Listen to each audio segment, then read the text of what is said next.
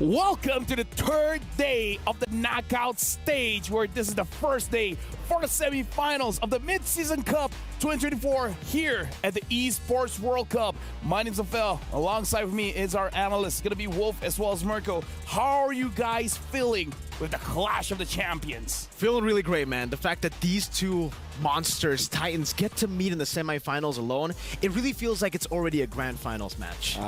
I don't know how to feel, honestly, because I really wanted to be in the grand finals, but at the same time, it's a best of 5 where they're going to be bringing it all. I'm very happy because Falcons and AP.BREN have improved a lot ever since MPLPH finals, which means this definitely will not be a love set, a 3-0.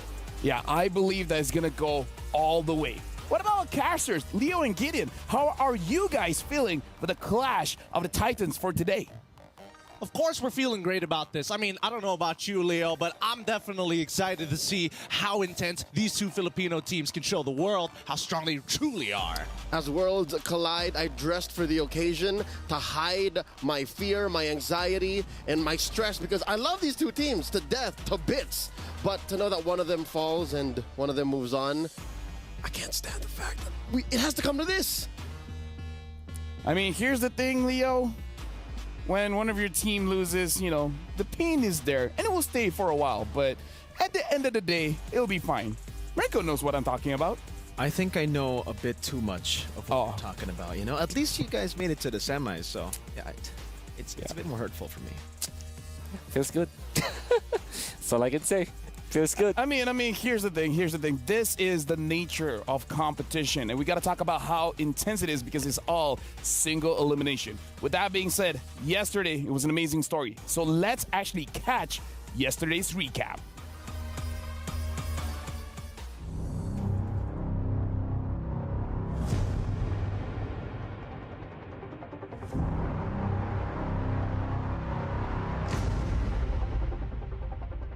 Now another immobile. Lydia onto the backside. Flop teasing with a dive, but get under the base. What are you gonna do? MP gets knocked up, and the prediction right into the quad shadow. What are they made of? Falcons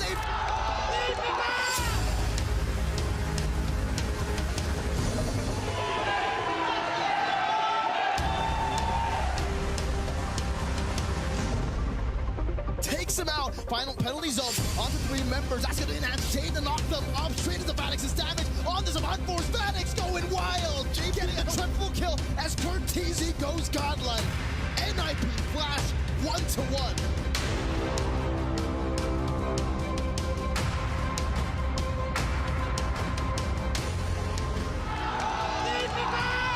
Good luck. Hopefully you guys can push through. We're getting closer and closer to the grand finals, and only one will make it out, but keep striving to see the world, and I look forward to the grand finals.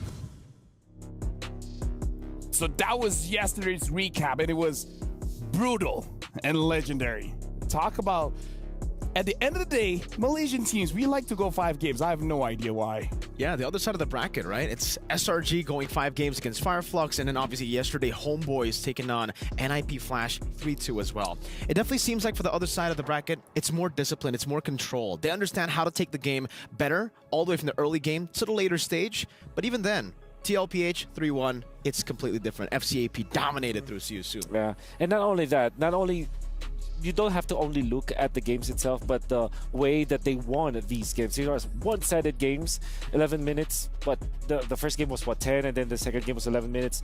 The last game was, they won the early game, they lost kind of the mid-game, but they brought it back like a boss, and it kind of felt like they're very commanding the entire tournament. So even though the Team Liquid Echo are the team that you would look at in this particular series to have the advantage, I think FCAP can really just bring it together. I think this is a total 50-50 between the two teams. With that being said, we saw what happened yesterday, and a lot of top reactions coming through from the casters as well as the players. So let's check out Pepsi's top reactions.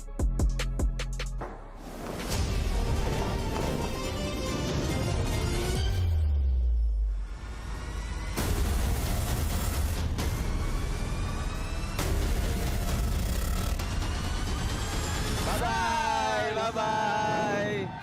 Bye-bye.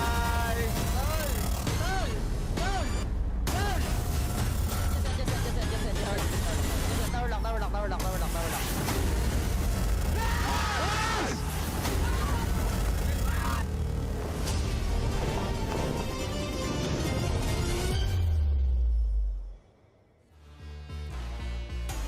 they really gotta highlight Homeboy's key, huh? Like, they just gotta really show it. Make sure you see the name of it just getting just like that. But with that being said, looking at yesterday's reaction, we've heard the teams buy. We've heard the, like, it's bittersweet. Some people are happy. Some people are not so happy.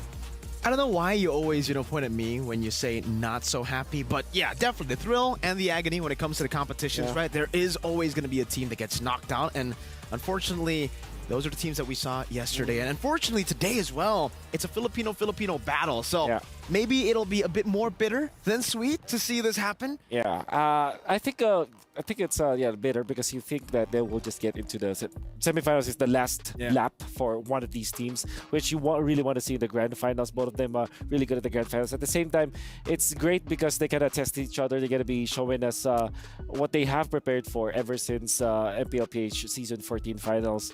And we know for sure that this is, for both of these teams, the bigger prize. In fact, they are really looking at this tournament not only because of how grand it is, but because, well, they have been very honest about it, the prize pool.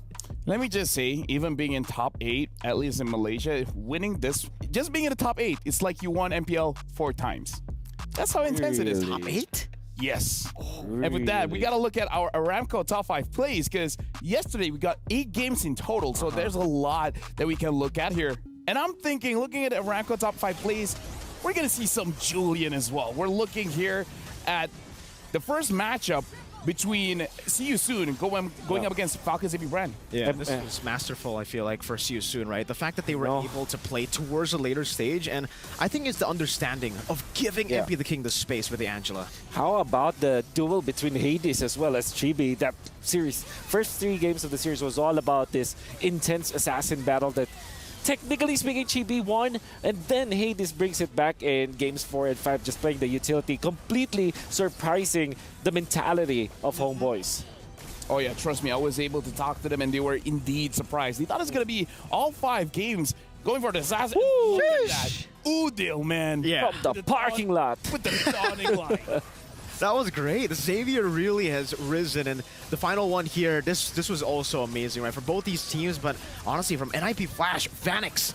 I got to talk to Jays after the game, and he said Vanix, he's known as the inevitable in Singapore. The inevitable. Because it doesn't matter how shaky he looks in the start of the game, he's always going to have an impact in the game, and we saw that there. Oh, that's probably the toughest top Aramco play that for you I've watched.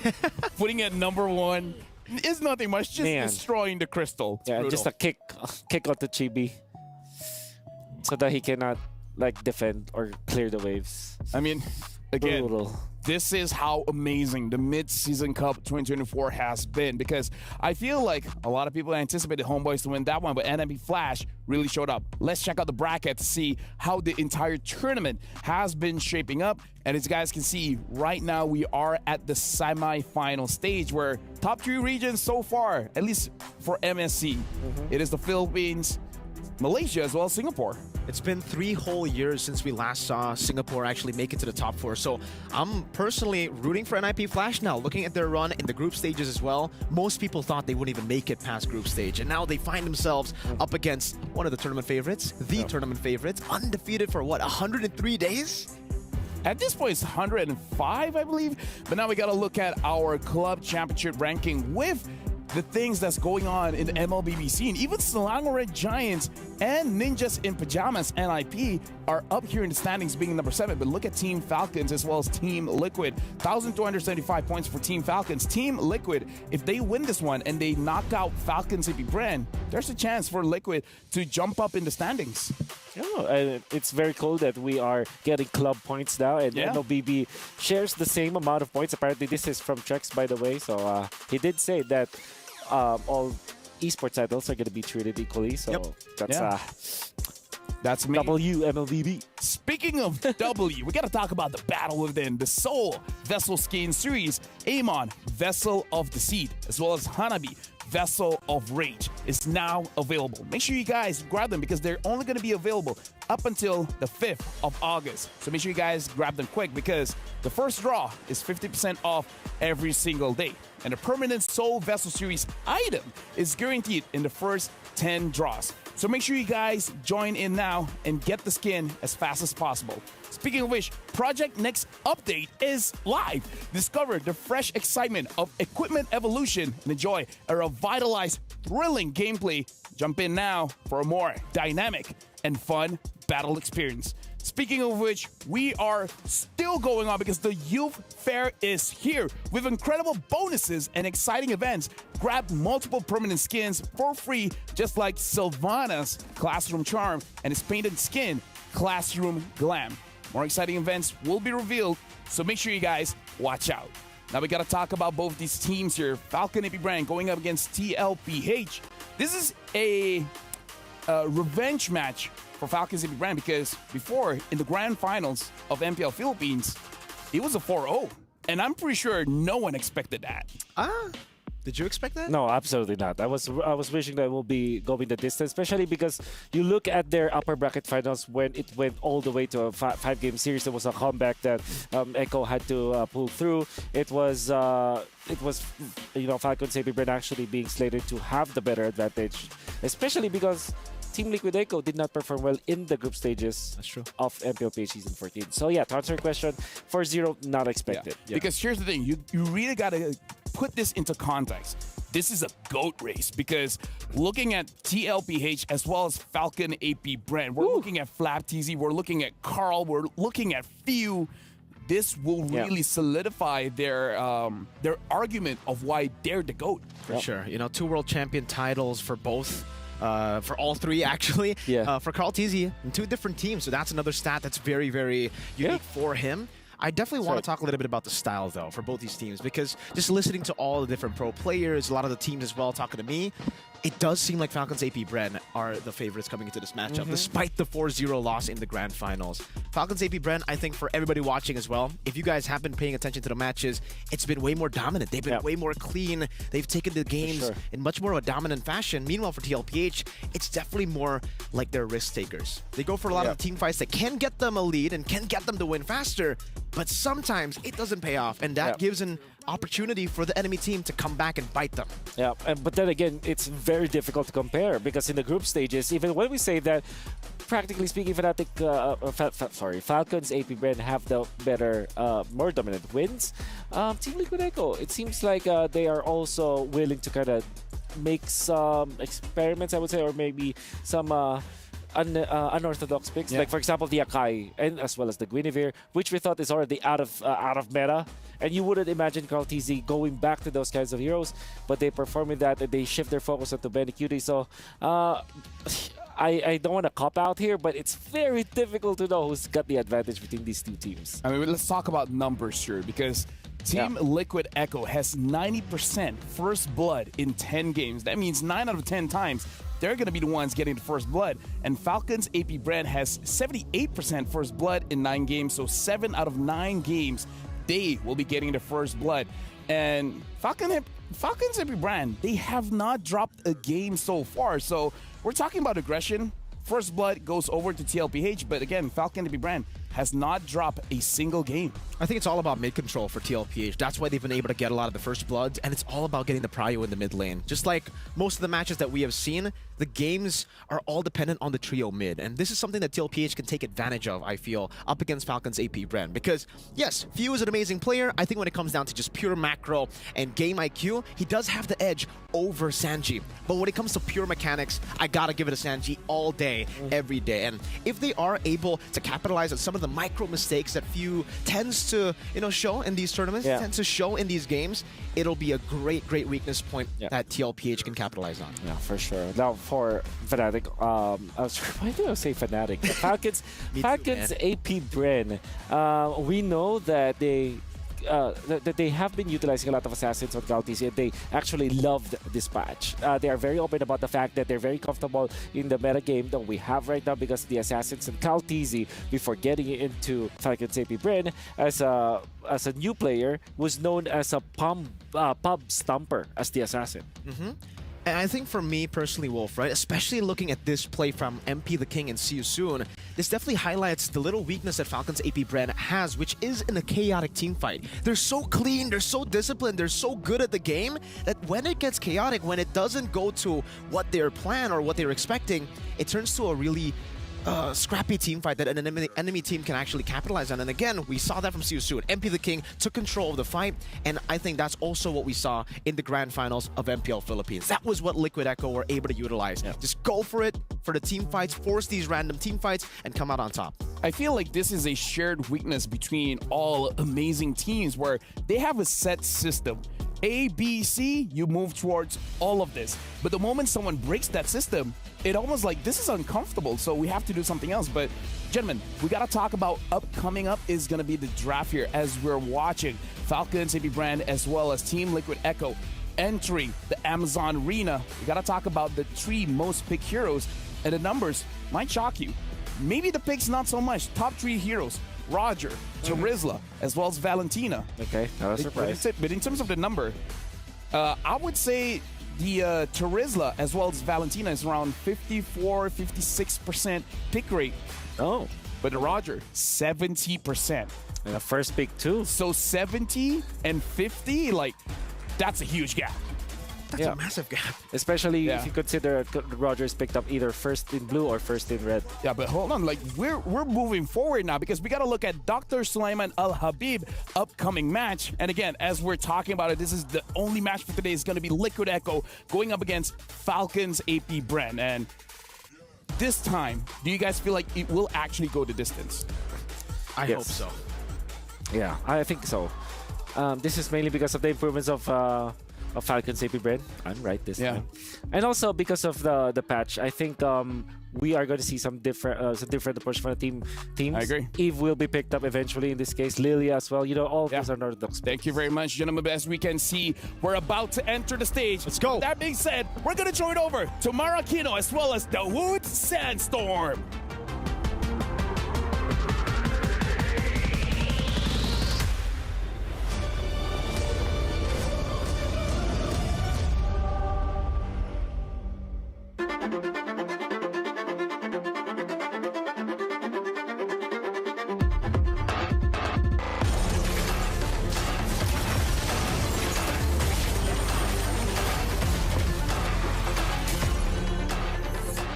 I feel really good and I feel very happy that we win against Falcons because they're a really good team.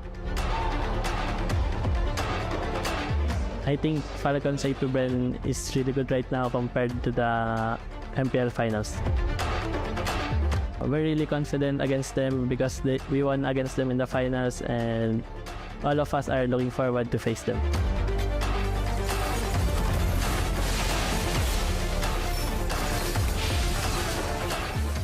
We only have one chance and we do not have lower brackets. So we must give our 100%.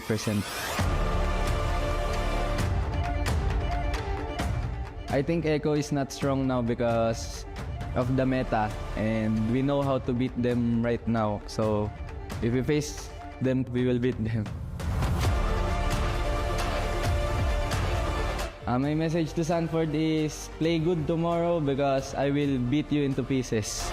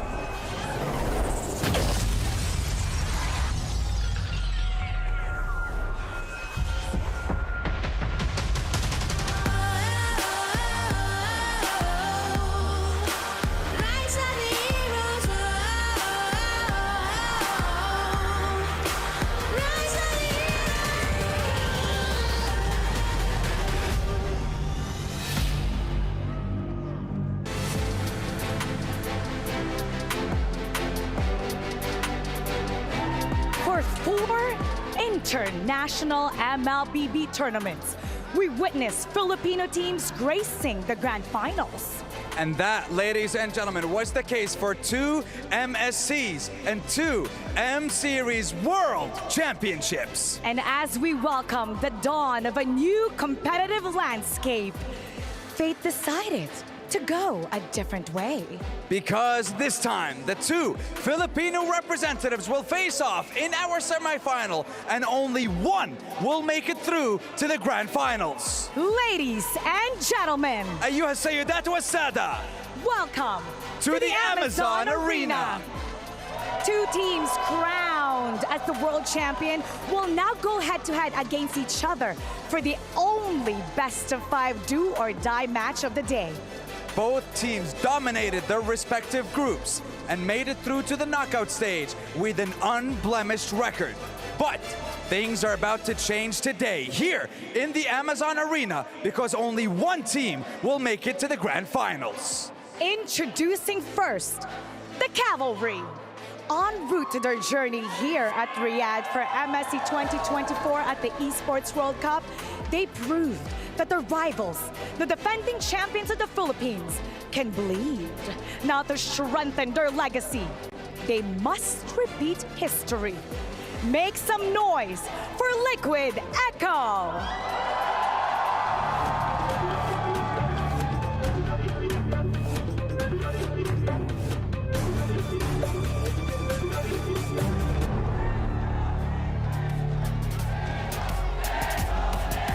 This is Liquid Echo, Sanford, Carl Teasy, Sanji, JP, and Benny Cutie. Guided by Coach TikTok and Coach CJ, they return to the stage to face their greatest challenge yet here at MSC 2024. And on the opposing side, going against them in this semifinal, the Bees from the Hive, sporting a 100 game and match win rate coming into this bout. Can this team's be the key that will unlock the doors of vengeance? Ladies and gentlemen, make some noise for Falcons AP.BREN!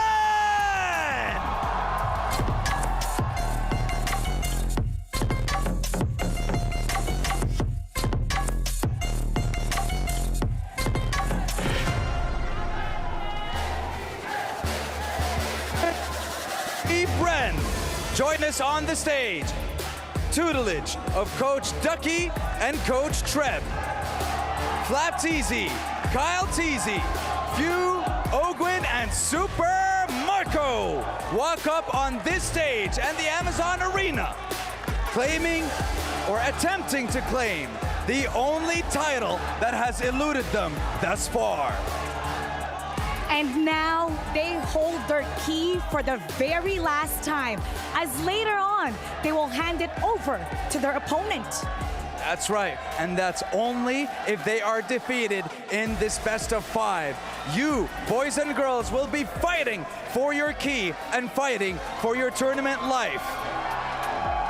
It is time to take your seats, because the battle is about to begin in the land of Dawn.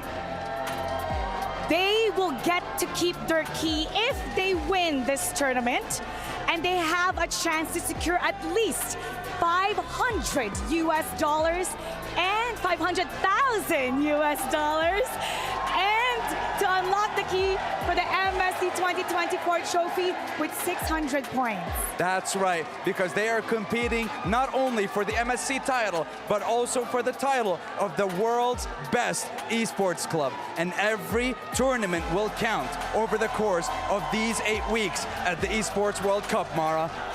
And I can see them right now. They're about to start their ping test with the greatest gaming phone, which is Asus ROG, powered by Snapdragon 8 Gen 3 mobile platform. That's right, the Asus ROG phone is the official gaming phone of MSC 2024. And you know what? This is not the last for MLBB action. They're in for a treat, because MLBB action will come your way after MSC 2024 for 11 regions, 12 teams for for MWI. That's right, because it is a celebration of female pro players as they are breaking barriers and redefining esports, and that will take place starting July 24th here at the Esports World Cup. But Mara, right now we are in the Amazon Arena. We have two Filipino representatives, two world champions, taking on each other in a best of 5, and only one will make it through. A lot of people thought these two teams will face each other in the grand finals, as they are the strongest region, two of the strongest teams. So we're in for a treat because now they're facing each other in the semis. I can't imagine how this match is going to be. Honestly, I mean, look, if it wasn't for you, they might have been able to face each other in the grand finals, but nonetheless, I'm excited to see what these teams can do. But I want to check if the audience is ready, if you wouldn't mind, Mara. Let's check it out. All right, everybody. Let's see if you're ready. Pinas. One more time. Pinas lang. Pinas lang. Well, they seem ready. It sounds like the Amazon Arena is set. The players are ready. The crowd is ready. I want to hear them one more time. Pinas lang. Let's turn it over to the panel. That's right. Panelists, analysts, take it away. It's your time to shine. Let's get this show on the road. And on the road we are. Gentlemen, are you guys hyped? Oh, man. It feels like our hometown now, especially because they are really cheering and chanting Filipino words. They're cheering for both Filipino teams. They're loud.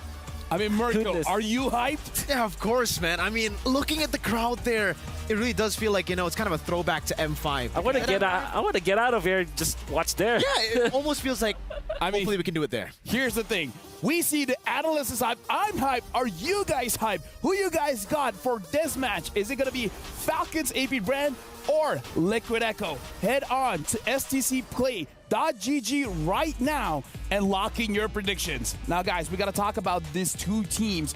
We're going to help out the audience here because here's the thing. A very big difference that happened between the grand finals and right now, and that's the patch. So we got to see which team has, I would say, a better meta with this patch up. So who you guys think got this one? Whew. Difficult. Who's got the better? Not difficult for me. I feel like it's Falcon AP.BREN. Okay. Yeah, well, there you go. I you answered your question then.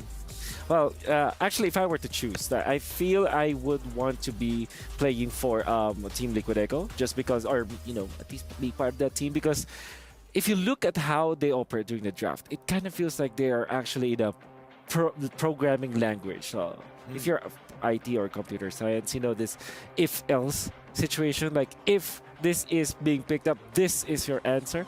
That's usually how I see Team Liquid Echo, and I have confirmed that they actually think like that because I was able to talk to Coach Tic Tac, and that means that it's not even like one-dimensional or whatsoever. It kind of feels like they're just playing the strongest hero that's most suited for any specific situation. Yeah. I've got to agree with that. For Team Liquid Echo, it feels like, they have a lot of different ways to take the game, but it kind of stops in the jungle. As much as we want to see Carl TZ on the Assassins, as much as he was great on the Assassins, on the Ling as well in the group stages, he wasn't as great as Kyle TZ, right? And that's really what stops them. And on the fact that also Falcons AP.BREN have Trevor, someone with, the team of Liquid Echo, who's been there for a long time as well. He definitely understands what Liquid Echo are thinking about, what they want to go for, and they can definitely punish Carl TZ because just based on the knockout stages, teams who go for the utility jungles, they don't do too well. Yeah. Fireflux is a great example of that. They had to transition into the Assassins, even going on to the Amon, which worked for them. But again, if you have to adapt on the fly, it's going to be really tough. Hopefully Liquid Echo prepared for that. I love that we're watching the players here and we can still hear the crowd. That shows how hyped it is. Like at this point, I don't know what's going to happen for our grand finals. But again, did you guys hear what Mara, as well as David Sandstorm said? Winning this one means $500,000 US. Like 500 G's. Dude, that's a lot. That's a lot. And life-changing. They know it too. They know what's at stake here because not only are they fighting for their organization pride, for their own pride, but that prize pool money, game-changing, life-changing money that will probably set them up for a lot. Let's talk about the EXP lane, because we saw the video where Flap, again, one of the GOATs, is like, you know what? Sanford, prepare, because I'm going to destroy you to bits. And with that, we're jumping straight into the drafting phase. Falcon AP.BREN, blue side. Team Liquid Echo, red side. Falcons AP.BREN batting out the Valentina, batting out the Boxia, and LTLPH batting out the Chip as well as the Harif. The first 2 picks of FCAP already reveals to me that they want to go Assassin. Baksha out-farms Assassins typically. Early game is difficult to play against. Of course, if you get through the early game, you have very strong scaling with the Assassins. But yeah, Valentina as well as Baksha, they're both anti-Assassins. Yeah, that's what I said earlier, right? I think for Falcons AP.BREN, they understand that they have a massive advantage when it comes to the hero pool in the jungle. So they want to try to utilize that now by banning some of the picks from Carl TZ, taking away the Baksha, because right now it does feel like for utility jungles, it's really just Baksha. Yep. It's really just Baksha at this point. Maybe sometimes you pick up Akai, which is, you know, TLPH likes to pick up, but that is going to be one of their deep pocket picks. It's going to be the Arlot, very natural ban. FCAP might be eyeing for a Roger here. There's the Loi ban, so Roger is the best pickup. Then maybe TLPH just goes back to the Teresa as well as the Moskov. Okay. I think for the first pick, though, the fact that the Roger, 70% win rate, LaFell, you said it was 70%. Actually, it was 70% pick rate. I feel like the win rate is actually a bit higher. Then 70? Yeah. Huh. The fact that it's so good, it's so good as a flex pick. It's a great hero in both jungle and gold lane. I think equally as good right now. We've seen so many different players play it in different roles, and it's so far worked out so well in the knockout stages. So not strange to see that Roger first pick for Falcons AP.BREN. I believe this could be Moskov Edith or Moskov Teresa. I would say, though, if you're looking at a Moskov, you want to get the Edith to go with it. There it is. Right? Yeah. Wolf doing wolf things, as usual, you know? I really like the Moskov pick. I think a lot of people will be kind of like pushed away from the Moskov pick in the first phase after seeing the Roger. But knowing that the Roger is such a good flex pick, you really got to get your hands on the Moskov, because for Falcons AP.BREN, there's nothing stopping them from going Roger and then Moskov later to deny that pick away. But now we get it revealed. Roger's going gold. It's a Ling pick and the Terizla. That's right. Best hero in the XP when it comes to zero resource. You don't need resources on this guy. Exactly. So, good answer. Obviously, we have revealed that this Roger is going to the gold lane. You have the Ling. Now, for TLPH, typically they answered this with Julian, but now we have seen in the group stages, the pocket pick was the Akai. I believe that if they pick up the Moskov, the typical answer for TLPH to go with it is a utility jungler, because you don't want to take away the farm from the Moskov, especially because Moskov is a split push type of hero as well. You, for example, the Lord Dance. Imagine the Lord Dance, you're just going to be using the SOD. Yeah, and right now, honestly, I gotta ask the casters here. What do you guys think of the first 3 picks for Falcons AP.BREN as well as TLPH? Honestly, I wasn't expecting it, LaFell. Echo taking a more passive stance for now. In the meantime, hopefully they have something that's going to scale on top of that Moskov as a secondary insurance. I'm surprised that Liquid Echo had to revert to the Akai this early. I'm not so sure if FCAP expected this, if this is what Coach Trevor and Coach Ducky wanted. Yeah, honestly, I was surprised that the Akai has been picked quite early as well. And now we're looking at the bans here, Wolf. What do you feel about the Angela as well as the Fireman's ban for TLPH? Moskov, Angela Ling is very scary, so you don't want to give that for sure. But it seems like the Faramis is a Sanji's, a few special that actually provides them a lot of not really sustain, but a lot of ways to really dive into the backlines. Imagine the Faramis Teresa with the Roger. I think you're always gonna be going into the backlines with that, so that's probably why they banned it. Without the Yuzhong, you usually go for a Paquito now for TLPH. But they go far side, so okay, so it's pretty standard. I mean, like, keeping the Edith still a flex, can go to Rome, can go to the EXP. Right. For now, Falcons, AP.BREN, they're missing their mid, potentially missing their roamer as well. Yeah, I think the Farsa pick is great here. You know, they've already banned out the Faramis, the Angela, so 2 mid laners away from few. And we did say earlier as well, before the draft even started, that you want to try to maximize the potential you have in the mid lane on Sanji. Force few on a hero that can make a mistake. You try to capitalize on that here in the draft. Could be And right now, honestly, casters watching this draft live, seeing this Farsa pick, Falcons AP.BREN, what do they need to do to respond? Well, I think that Falcons AP.BREN, they've got enough ways to actually start taking out the Feathered Airstrike. Maybe a second insurance policy on top of that is going to be great. Like a minute. Oh, yep, there's the Minotaur as well. Hopefully, we do get some damage. Julian. Mid-Julian? Yep, a few special. Oh my goodness, mid-Julian. So now, Wolf, seeing this draft, Yep. what else are the answers? I mean, like, this Julian is a surprise. Yeah, definitely. Well, partners Makito, we expect it. I think for FCAP, they want to dive. For TLPH, they just want to go for Protect 1 around this Moskov. Thank you very much to both our analysts, Mirko as well as Wolf. You guys have done an amazing job. And with that being said, we're throwing over to our casters for the first game of the semifinals. Casters, take it away.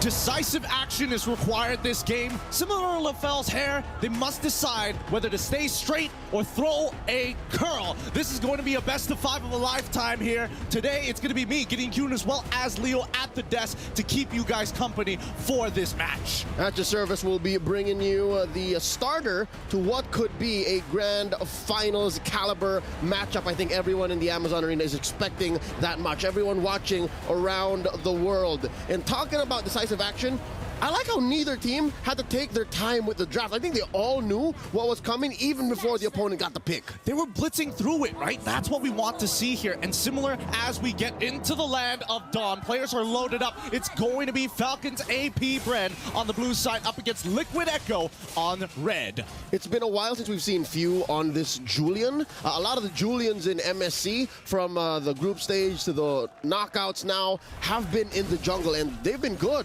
And now I want to see how a melee ranged mid might work, because look, they sent him home early. Yep, I think, a lot of it comes with a bit of sacrifice. Yes, you have some good CC, you're a big toolbox as a mid laner, but more importantly, in the earlier stages, you're not going to have a lot of control over that mid lane. Yep. And that's trouble for Kyle TZ and Ogwin. Look at that. Kyle TZ struggling to get the farm up, going quickly, going from the purple down to that small camp all the way, while again, Ogwin sent home too. I think they're just taking shifts. Yep, I mean, that's the beauty of it all, right? I mean, if you dies here, then it's going to be a lot of trouble for the rest of the team. I'm expecting Liquid to try and play around that priority, so that's why we see that the side laners from FCAP being very, very aggressive whenever Kyle is nearby. Yep, Kyle here just taking that crab, checking if Benny Cutie is free for the taken. JP watching out for the flank. All right, that's the gold lane situation. I think Marco's doing well. Up top, how about that? Flap versus Sanji. Sanford, rather. Yeah, this is going to be a little interesting, right? Because Sanford, especially when you're Paquito into Terizla, generally Terizla can control this lane clear much faster than you in the earlier stages of the game. And then once you start rolling around mid, it's a bit of a toss-up, right? It's all off of that very first turtle, who's walking away with more gold at the end of it. Now it's spawning in just a few seconds. Kyle TZ can make his way there. That is Carl TZ as well, making a beeline, rushing his way with Sanji right next to him. And I think Few is trying to get to level 4. Not that he needs it, but I think that just the scaling of his skills will help. Oh, absolutely, right? I mean, he needs to make sure that Flap TZ is also, like, in control of this lane. More importantly, at least they do deny this. Kyle is attempting Grand Theft Purple. He does get it, trading out for the turtle. Carl TZ secures. Ogwin at less than half health. That's a non-starter. Neither team drawing first blood just yet. I'm thinking whether Carl actually wants to go for the invade, but it looks like they're not going to do it. That's going to be one potential camp that they could fight later down the line. But at the same time, right, both Ogwin and as well as Few making sure that they're sticking together because, again, not a lot of wave clear in the mid lane, allowing TLPH to make that first rotation. And a lot of those rotations are ending up in bottom. Whether you like it or not, there's a brewing fight there. There has been for the past couple of minutes. It's just neither team are looking to engage. JP taking the long bush. I think Ogwin is all the more aware. Neither want to pull the trigger first. Oh, here we go. Carl TZ inside FCAP's jungle. Kyle goes ahead, pulls the retry, and he's swinging away.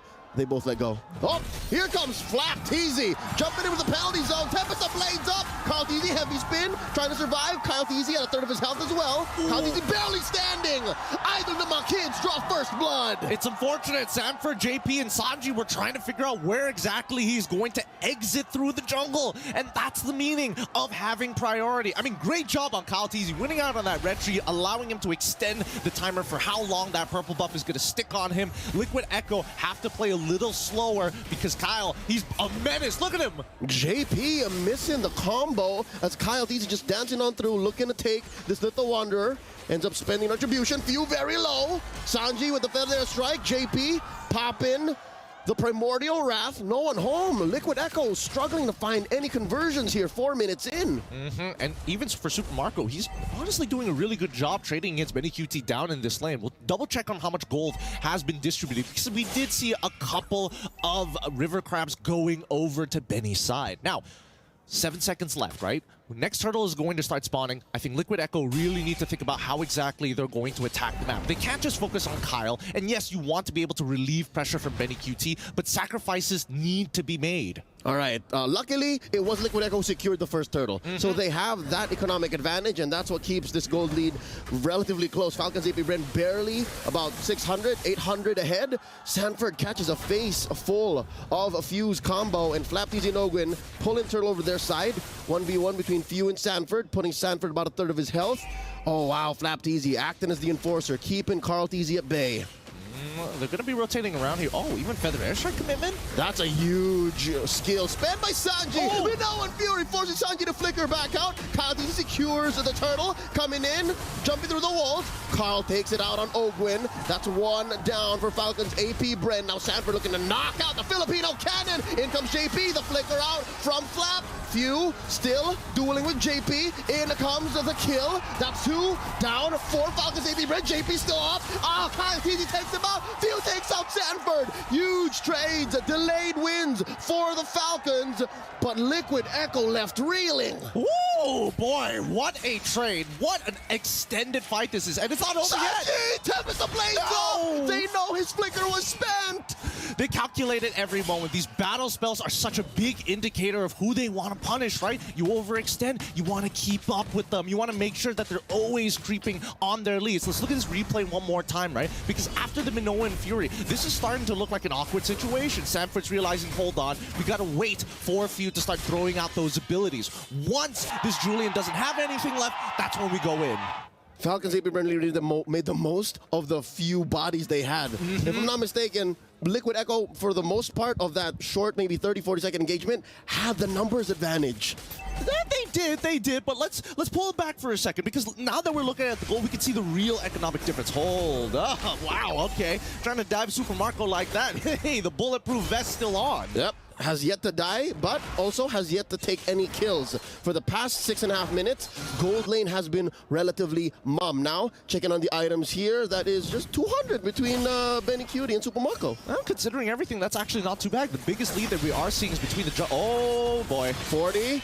Dodges it. Still alive. Gets a knockout punch. Oh, Kyle no. TZ's down. Sanford gets the KO. Outplaying Kyle TZ. Oh, that's so unfortunate. He was stutter stepping in the wrong directions, thinking that, like, hopefully, am I still on the wall? Wait. Few catches a couple of volleys from Sanji's feathered airstrike, lets him go. Now the turtle fight. Yep, they're gonna have to take their time here. We're still waiting for that Minoan Fury. Oh! The onward by JP, forced to use a Primal Wrath. FlapTZ hammering away Benny QT, hitting that turtle to secure by Liquid Echo. Carl TZ with a heavy spin. It's great. It's looking so good for now, but they back away. Now, with Carl TZ, he's timing. Oh! Oh, Sanford! Oh! Dashing through the iframe, keeping him up. No! And now Kyle TZ looking for the punish. Tempest Ablaze to the sky. Finally.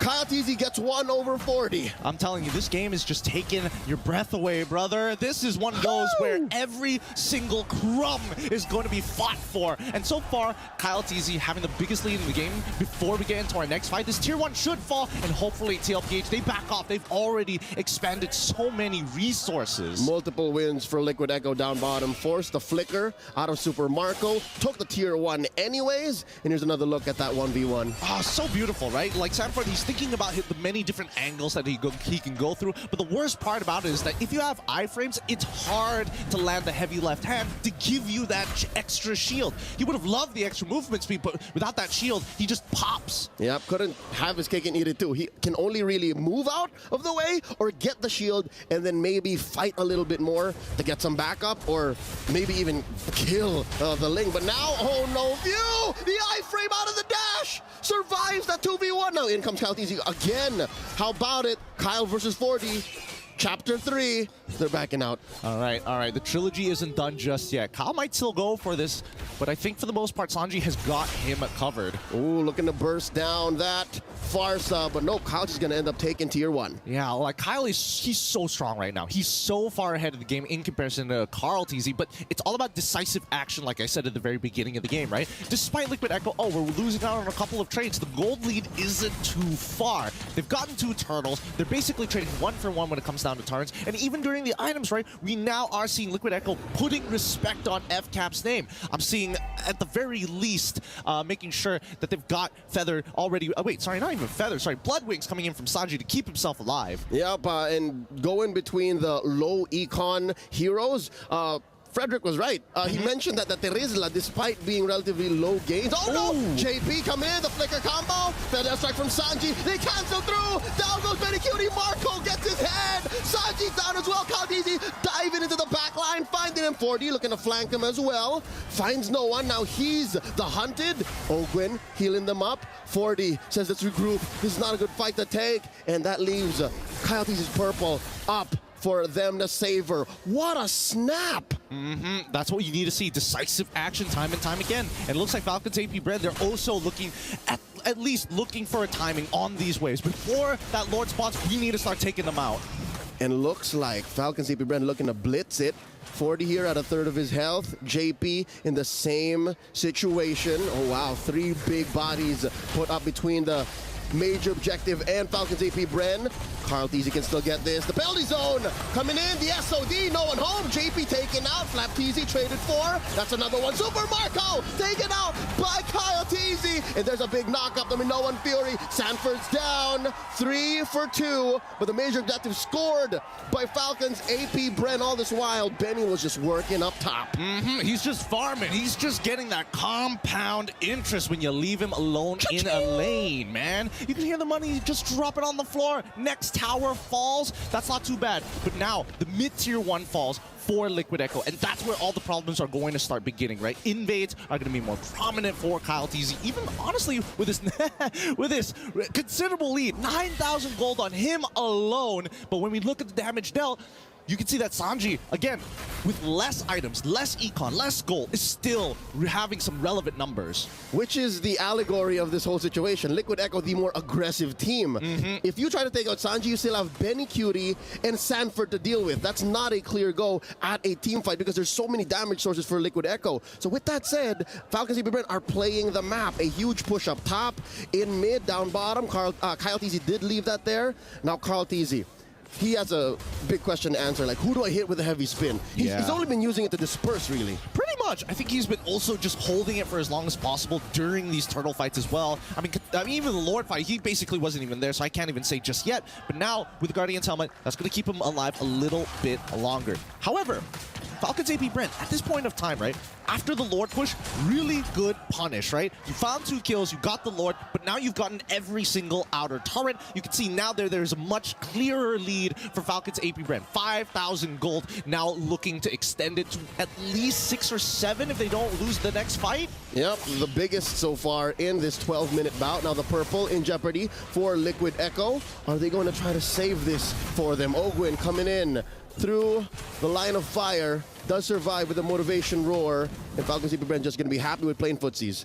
I think at this point in time, that motivation roar, especially, oh yeah, he's already got the flash as well as the favor. He's going to be topping up his teammates really, really easily, allowing Falcons AP.BREN to continuously go back to the fight. And himself too, he has the Oracle. So he can take maybe a few hits, maybe a few volleys from Sanji's Feathered Airstrike, and still be there for that delayed Minoan Fury. I think that's been a key in their success so far, by pulling the trigger very, very late. Well, speaking of pulling the trigger here, that's going to be penalties of gone. No one home, hits the buff barely. I wonder what Flap TZ was thinking. I think Flap TZ was like, if I happen to clip him, we go. If nothing, we just back away. There's a lot of disengage mechanics. Yeah, which makes sense. If that was an all-in, he would have done the animation cancel flicker, because it's still up. So maybe he was just baiting something out from Liquid Echo. The cavalry did not bite. I mean, they got to tickle them somehow, right? Especially when you're going for these coin flips. This is a relatively safe coin flip. Just a little bit. Yeah, just a little bit, right? Just to get a little bit of a and get a reaction out of them. But still, stone cold from the side of Liquid Echo. If there's any momentum that they have to generate, it's first figuring out a way to lock Kyle TZ down and then bait Super Marco in. All of this on condition, though. Ogrin and Flat TZ have just been absolute brick walls. Lord Dance already upon us. Carl TZ and JP showing themselves. The rest of Liquid Echo making themselves scarce. Ogwin spots a couple more. Carl TZ working on his purple. And JP holding his ground here at the Y brush. They're going to take their time with this again. This is the calm before the storm. The waves are pushing in. It's not in the favor of Liquid Echo. They've got to do their housekeeping while Falcons continue to somewhat play this dance. They don't want to overextend here walking into that Y brush, but now that they know where Call TZ is, that's a lot of relief. That's right. I wonder if they know where Sanji is too, and Benny Cutie. Sanford just barely making his way to the fight. Ogren catches a few hits. The Sanji, already spent up. Taps the blades up. Down goes the Farsa. Minoan Fury into the back line. Benny Cutie spearing away for his life. Kyle TZ gonna be kiting through. Few catches Sanford, puts him down to less than half health. Same situation for JP. JP coming in, Earth Shatter, and onward. No one home. They let go. The concealed by JP. Gonna try to relocate. Caught by Few. Flickering back. Ho! Caught in, and there's a jump by Marco. Gets caught into the wall. They need to kite through. In comes the penalty zone. He's hit hard, and now they're jumping forward. Super Marco on Sanford. Oh, he finds one and another. 2 free kills for Falcons AP.BREN. Kyle TZ in trouble. Not before he takes out Kyle TZ. TZ's on the ground. JP and Sanji, the only ones left. They're going to crack right through. The inhibitor of the base is exposed. 15 minutes into this game, and the Crystal is under threat. Oh, Sanji gonna throw them out. Can he? There's a wave. The Minoan Fury spent in. They gotta respect the firepower. There's no wave in mid. I mean, 13 seconds on Benny Cutie and Sanford. Can he hold? He's gonna try. Penalty zone's out. They force it through. They're gonna force it through. The brute force damage of Falcons AP.BREN. Draw first blood in this best of 5. What a game here to kick things off between these two Filipino giants here. Well done. GG, well played. That's game 1 point and 1 point for Falcons AP.BREN. This is Falcons AP.BREN's first victory over Liquid Echo in months. They couldn't do it in Manila, but here they did it in Riyadh. I mean, it's got to feel good for now. And this is just a start. This is just a start, but it goes to show a lot of their movements from TLPH are kind of telegraphed. And Falcons AP.BREN, they're taking the metagame one step up. They're getting in their heads. I'm glad that the Cavalry and the Hive here in the Amazon Arena are having fun. That much I know. Well, with that being said, let our analyst break it down for you. LaFell, take it away. What a first game of the match. What do you guys think about this game? Oh man, I think it started all the way in the draft. The fact that Falcons AP.BREN, were able to set up for Kyle TZ. This is something that we were already talking about. You know, the pattern that Falcons AP.BREN definitely want to capitalize on is the fact that Kyle TZ can't really play a lot of the assassins that well and aren't maybe not play the assassins well, but not comfortable as he is on the Akai, on the Baksha. The fact that they banned out the Baksha, forcing him on the Akai pick, like Wolf mentioned, that's the only utility jungle that Liquid Echo have been able to utilize in this tournament. Akai is a bad matchup against the Ling. Not in terms of the fighting, but in terms of the farming. Ling out-farmed him so hard in the game, all the way from the start as well. You can always see that Kyle TZ was ahead, and he was able to utilize that together with its insane mobility, the kit that you have, to get more leads across the map. Yep. And as me and Midnight would say, this is real Mobile Legends. That's what you're seeing. But I'm kidding. I'm just kidding. I think when you look at these two teams that kind of know each other so much, yeah, I believe that you kind of see some weird interactions between the two teams. Like for this one, you can never imagine when they will try to fight. You will can guess, but these two teams know each other so much in a way that they know that they can fight and cannot fight at certain points in the match, and they are also trying to outplay each other. You can see that they're always one step ahead of what the other what their opponents think, and then they will one-up it. Like for example, the Lord Dances, which we will see later on. Yeah. The thing that I like about Falcons AP.BREN is that they make it easy for Kyle. I mean, Kyle's job is like, Exactly. you farm up, you get your items, and then when we say go in, you go in. Flap TZ has been getting these amazing engages, and not just Flap. Honestly, even Few has found his own moments as well. Few was amazing in this game, by the way, and that's something that we expected Team Liquid Echo to try to capitalize, which is that mid prio. And the fact that they picked up the Farsa, for me at least, I wasn't really a big fan of that pick, especially after banning the Feramis and the Angela. Yeah. I thought, especially now considering they already have the Akai, they were set up for the Sanford Paquito last pick. I thought it was going to be a Lilia pick there, just to ensure mid prio. In the skirmishes, it does get a little, hard up against the Ling when he jumps to you. You can't really push the blooms down, but still, for mid prio, they gave Few so much room, too much room for him to maneuver around the map. And as an assassin, so mobile, you get so many more advantages. And you can see he was 1v1ing Sanford, I think, very early on, second turtle onwards. Yeah, it's been proven that this Kyle TZ Ling should not be let through. I think apart from the fact that maybe the Akai worked against other teams' Ling, but against Kyle TZ, it just can't work. The Link Tourist, there's such a strong opening coming out from Falcon's AP.BREN, and they utilize it in a perfect manner. So you saw that in the first turtle, they didn't even attempt to take the turtle. Yeah. What Falcon's AP.BREN did was to get and invade the opposing purple buff. So the focus is already there. You know that this Kyle TZ Ling is gonna farm. They know that the Akai thrives against the Ling if they actually have contact. Exactly. I mean, But they deny them of that. Just to take some point coming in from what Mirko says, that the farming speed, the Link's mobility, making it so that the Link can farm faster than the Akai. I feel like the bigger issue here is that Falcon's AP.BREN, they're forcing this Akai pick. I mean, let's say the Link gets banned. There's still Hayabusa. Nolan hasn't been winning a lot of games, but I feel like Kyle can do it. And I feel like he has a lot more options that as long as they force Carl TZ on his Akai, either way, Kyle will have an amazing time farming. Jungle is the biggest issue right now for Liquid Echo, and that's something that they definitely need to, fix. We have seen Liquid Echo do this before, adjust mid-game, but it's going to be very, very hard when it is a hero pool issue. Yeah.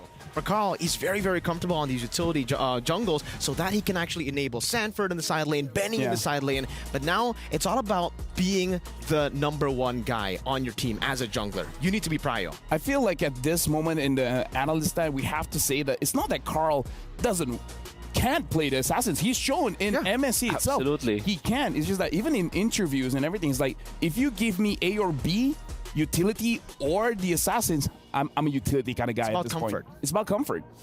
And it's more about him wanting to win. I think that the idea of winning matters more to him than it is like, showing off for the assassins. He knows that he can win with the assassins, but he knows that the team has a much better time at winning with the utility junglers. That's why he picks up the Baksha, the Akai, and then the Guinevere, right? So I'm sure that there will be an assassin pick from Carl TZ in this particular series, but if the situation calls for it, he will 100% go to utility first. Yeah, I think the utility definitely is a bit stronger. If they can ensure a Baksha pick, I think still it's a very, very good pick for Team Liquid Echo. But the fact that they were able also to make so many of those outplays happen from the side lanes, I think at this point, maybe they need to focus more on the individual side lanes over the neutral objectives if the strong points are the side lanes. I mean, here's the thing, Wolf. During the highlights just now, you talked about the Lord dance, right? So with the help of Bob, can you show us what you're talking about? Yeah, this is Bob. And the Lord is so different now in a way that it's you really have to think about it. So I'm going to be looking at the first Lord, which was, I think, the most instrumental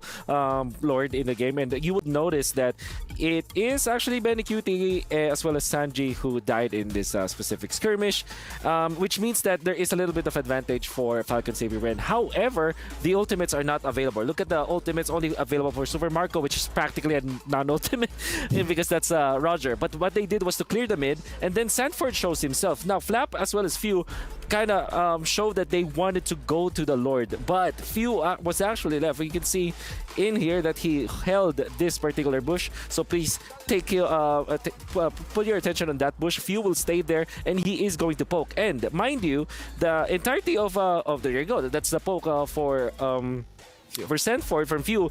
His intent was actually not to kill Sanford, because he cannot one-shot Sanford, but he still went in for the combo because, well, that is a Julian, and at the same time, you don't have proper positioning. And then you can see here that the moment JP showed himself, he was actually poked by 3 or actually 4 members if you're gonna count Super Marco. So it kind of felt like, despite not having the ultimates, while TLPH has all of their ultimates intact, FCAP just focused on poking the important members of TLPH, and then they will eventually take this part of the map wherein Kautizi is now gate kept. He can never enter through the zone, through the box of FCAP, and it's kind of a Lord Dance wherein it's outside actually of the Lord Pit. Even before you get into the Lord Pit, you already win the dance, and that meant that they were forced to use the Edith ultimate, the Farsa ultimate. It was disastrous. Flaptizi lands a massive ultimate. At that point, it was already over. It was already checkmate from FCAP. It's really the new version of the Lord Dance, right, that we're seeing. And I'm glad you brought it up, because the little pokes that happened there was the reason they were able to take control of the fight and ultimately win it. Because, again, with all the ultimates being up, I was about to bring up this topic that Liquid Echo, they're one of the teams, or I would say, the only team in the world that can actually fight with lower HP bars, with less resources, and still come out on top. So any little victory you can find through the poke, staying in the bush, like you said, a lot of these feints happening is what you guys can expect from Falcons AP.BREN. That's their adjustment to after their loss 4-0 in MPLPH Grand Finals. So based on what we saw just now, just to talk about the evolution of the Lord Dance, where before this, you're kind of baiting, you're inviting the opposing team to actually come into your box, into your circle, so that you have the a better circle of influence. But now it's just like, this is our place, don't enter. Right, so I feel like that's the new evolution of how to do Lord Dance. We're starting it. If anyone wants to come in, we're gonna poke you down so low that you can't contest in the first place. Yeah, and they designed it in a way that, I mean, FCAP decided in a way that there's not much of resources that they're going to be using. In fact, they didn't have their ultimates, right? Obviously, that Julian is a Julian. That's technically a non-ultimate because it's a refreshes. Every 12 or 10 seconds in the mid-game, you have your combo up. But then again, a Julian is not a confirmed kill at the mid-game, especially from the mid lane. So that was just a poke in the end.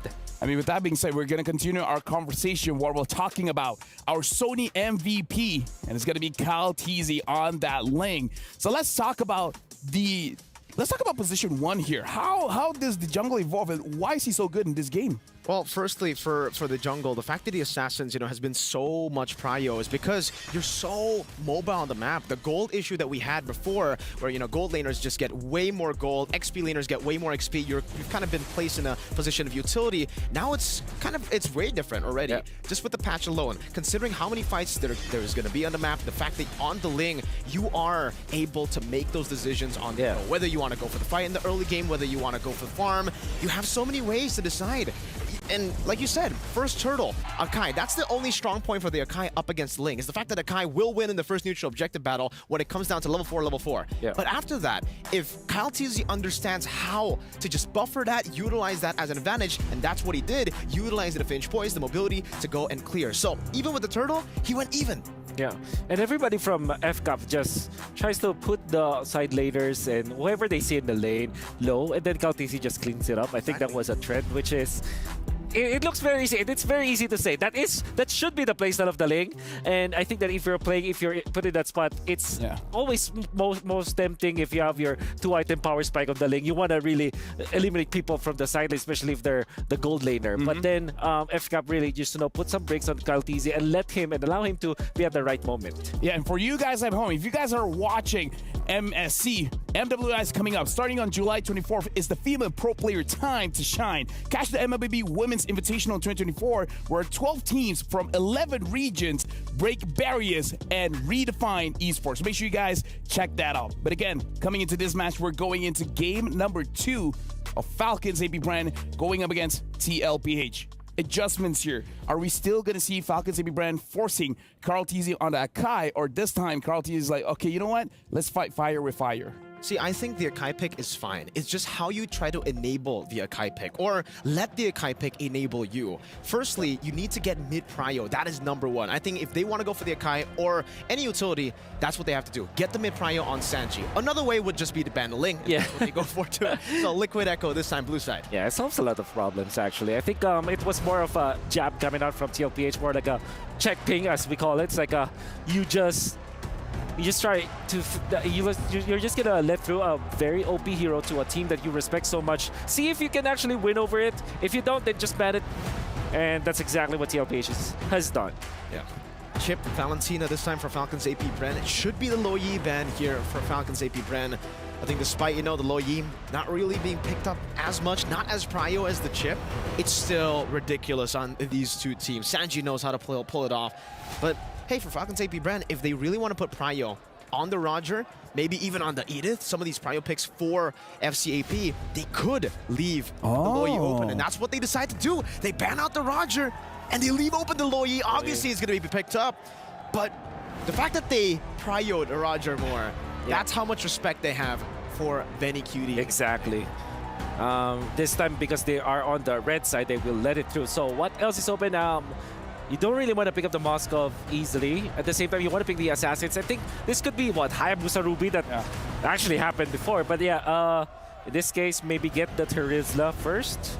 That's a great opening, and then pick up Valentina. It's also banned. Angela, perhaps. Or maybe they steal the Yuzhong this time instead of the Terizla. I believe that if you want to pick up against the Lo Yi, you pick up Arlott.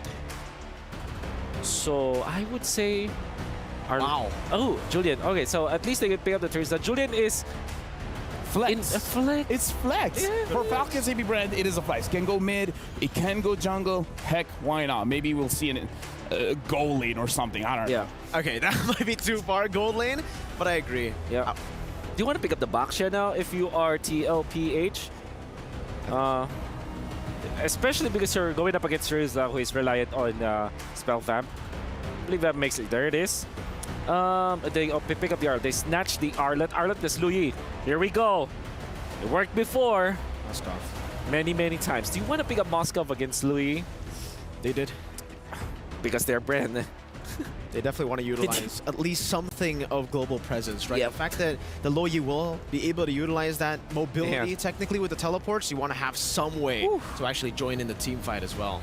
Casters, you guys are seeing this combination coming in from TLPH, the Lo Yi, the Arlott, as well as the Baxia. How do you guys feel? Do you guys think they can get mid-prio? I think this time around, mid-prio is definitely a possibility, but at the same time, if they want mid-prio, I don't think that Arlott needs to be in that roam position. It's a give and take here, right? It's either EXP or support. Somebody's got to give prio. What's shocking me about the way the draft has gone, at least for the first phase, is how unfazed these two teams are, because they're trading with big blows. These are big ticket heroes that you're allowing your opponents to have. So this must mean they both anticipated this much. And now, Wolf, looking at how the ban has been shaping up, TLPH is really looking at this Julian as a flex. They're betting out the Hayabusa. I think, especially because you picked up the Baksha as well as the Lo Yi, you don't want to pick up utility now if you're FCAP. So you might actually go for this Julian as the jungle, pick up or maybe last pick the few hero in that case so that you still keep this Julian intact. Now I'm curious, will FCAP still go for the Minotaur despite the Baksha being picked up on the other side, or will they just go for a Matilda so that you'll have a faster tempo? Or maybe even a Lolita. Yeah, they did pick it up. There you go. I didn't finish my sentence, but yeah, that was I was about to say the Lolita, so that also TLPH will not be able to pick it up. That's fine. Carry Minotaur, that's pretty much instant. So yeah, you pick up Eve maybe if you're FCAP. Hold on. The biggest change recently is the mentality. We don't care if we win or lose. We just want to play the game. This is coming in from the coach, Ducky from Falcons AP.BREN. And now FCAP. This final pickup will show where the Julian is going to be. I think Lilia for FCAP maybe. If not, I believe that Eve might actually be one of the better options here so that you eliminate the threat of the carry. The Lilia makes wonders because you're not that afraid of the Lilia initiations. You can actually be scouting all the time. Yeah, great against the Baksha too. Great against these frontliners who want to get up in your face. The fact that you can get so much mid-prio for the rest of the team, and you can also technically deny that mid-prio away from Liquid Echo to try and enable that Moskov in the gold lane to carry, which is already, by the way, a very good matchup. They go for the Lilia. And this is a very scary comp. Falcons AP.BREN for me. Well, the thing is, we're going to throw it over to the cast. We're asking about this mid-prio, but now having the Lilia there is going to be difficult for TLPH to get that mid-prio. With that being said, Leo and Gideon, show us what you got in game number 2. Look, we were stuck in the Matrix. We should have listened. We should have listened to Wolf at midnight. It's time to wake up, sheeple. This is the real MLBB, and that draft is absolutely nasty. I have to say, the aggression, any kind of aggression, it's going to have some major clapbacks. Red pill or blue pill, mid-prio or team fight engagement. I think both are just as equally important, but if you're looking at new strats, Falcons AP.BREN are not shy to bring him out here and now.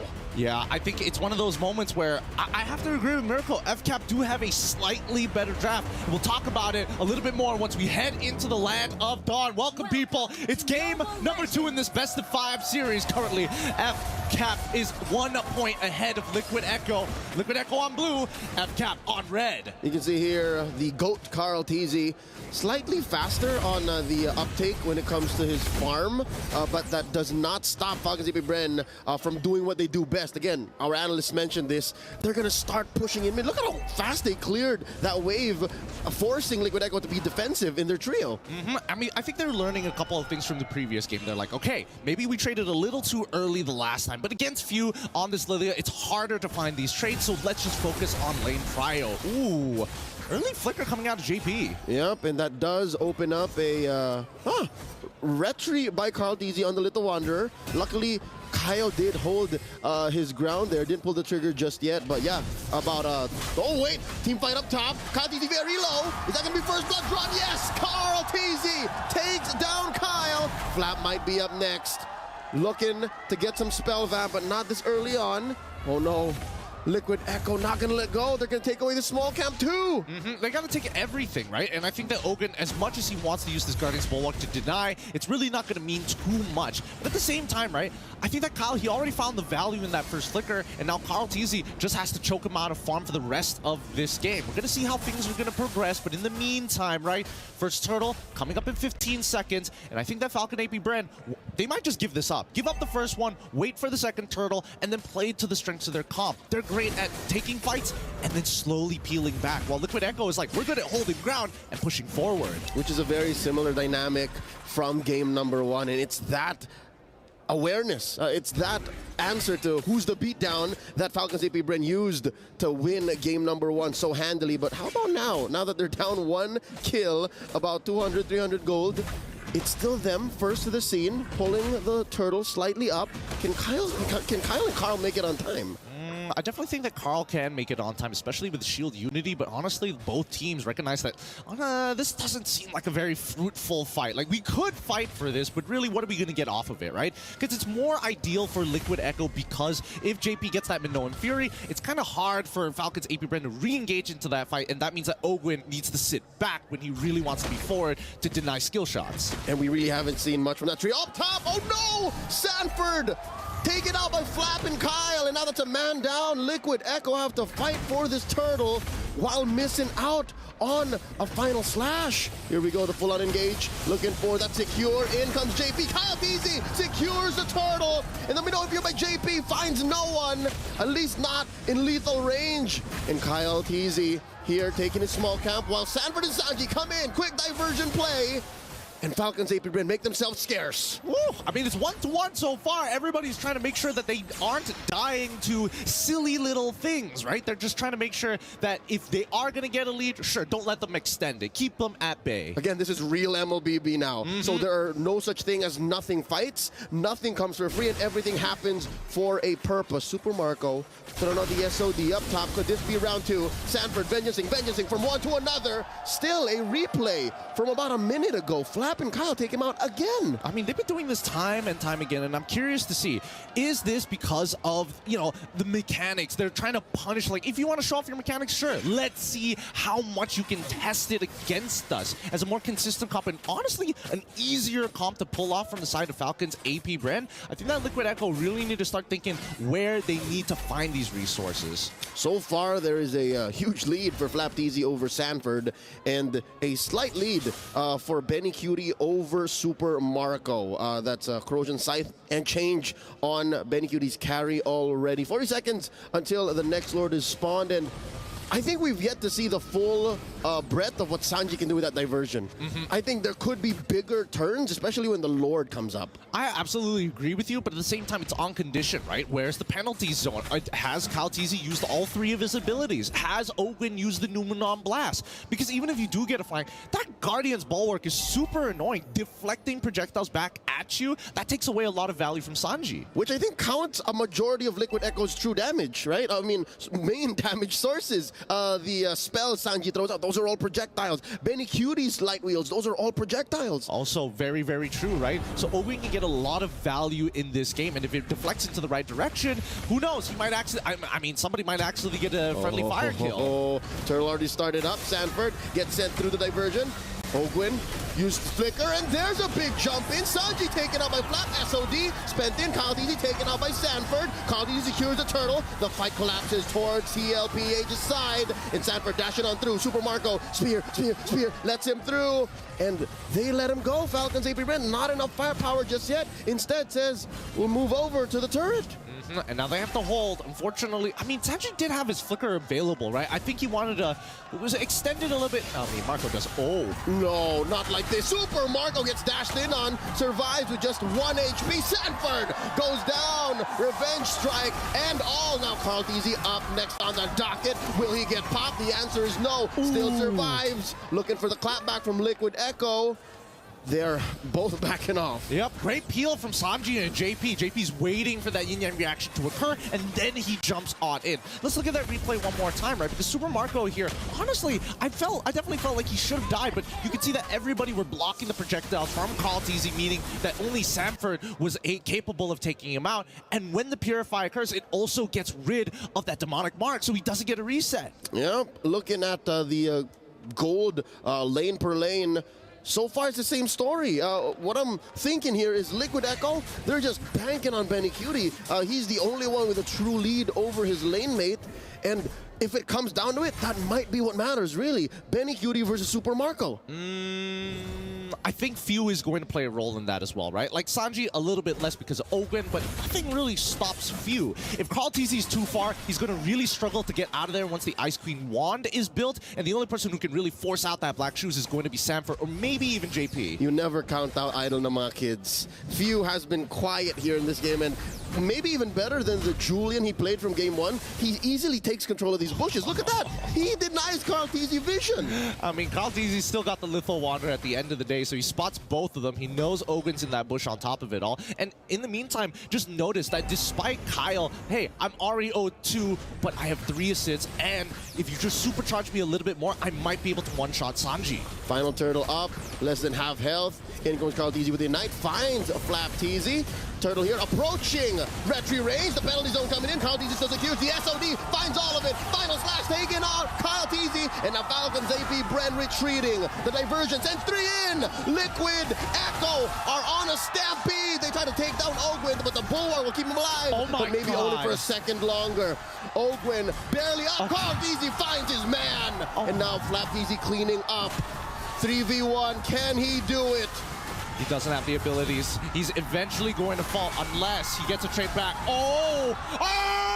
He gets at least one before he goes down! But Kaltizi ends it anyways. Now here comes Flap pushing all that remains from Liquid Echo out of their jungle. Let's see how that all went for TLPH's way. I mean, look at this. They clumped up too close together, and I think that JP, after he does the initial jump in, he needs to get back out. The execution is really, it stacks up the more damage you take, so make sure that when you get tagged by it, just minimize your trade. Just back up. Take one step back. Not to mention the spell vamp from all of those targets. So he got maybe a little bit more HP that allowed for him for one more strike to get that kill regardless. 5-5, 24K to 23. Here's a diversion. I wonder if Kyle knows. I mean, JP already showed himself, and Sanji's going to open up that map to see Kyle Teasy in that bush. In terms of items, Flap Teasy, the fact that he's gone for these Queen's Wings, he knows that he's going to be deep in the sauce. Yep, and now he picked up the War Axe at 5-1-0. This isn't the usual situation you see a Terizla in. Again, he's a very low econ hero, but when he has the items, and when you put on a hero, or a player, rather, such as the Filipino cannon Flap, you end up with this. And he's strong. He's really, really strong. The only one who can really deal with him right now is Benny QT. Now with the War Axe, it's going to be even more devastating. It's like, oh, you commit everything onto him. He's still fighting. He gets one big hit, and everybody, it just maxes out his War Axe, and Sanji, he's like, please don't make me flicker. But the question is, do you really want that kind of situation? Don't you want all the farm and all the gold on a scaling hero. Terizla caps.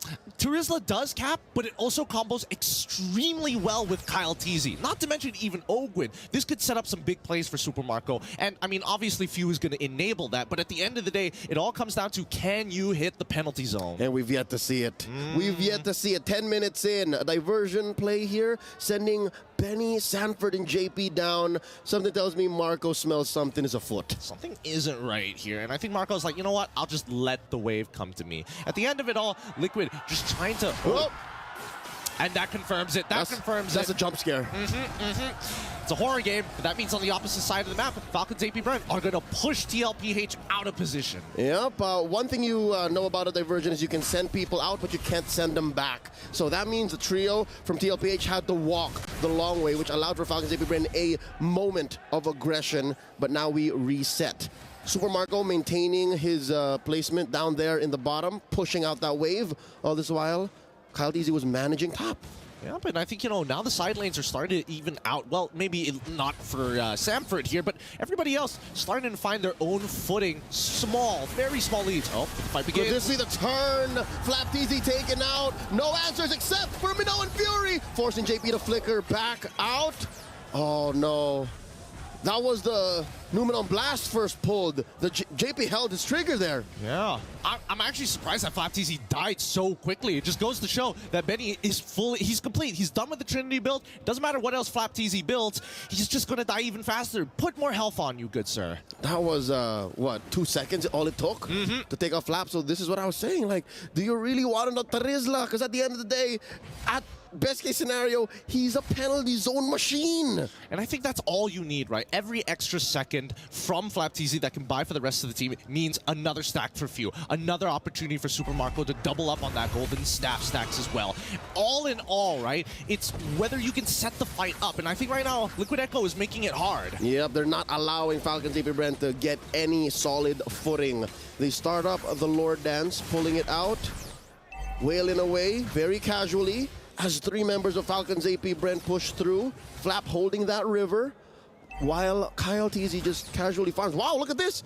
Nice wave set up down bottom by Marco. Yep, I mean, Marco, he's not being part of any of these fights technically with the SOD. He's got a global teleportation system on the... I mean, there's so much CC on Falcons AP.BREN. It's pretty hard to miss the SOD as long as you're communicating. Yep, and you hoarding them off into a full corridor. Oh, there's a final slash. Few with the black shoes already. Kyle TZ spotting Marco here. Put out a third of his health. Benny Cutie dashing forward. Flap TZ gets the vengeance, gets the vengeance. Numenon a blast into a big, beefy boy. They answer back with a Minoan Fury. No dice. Both teams back out.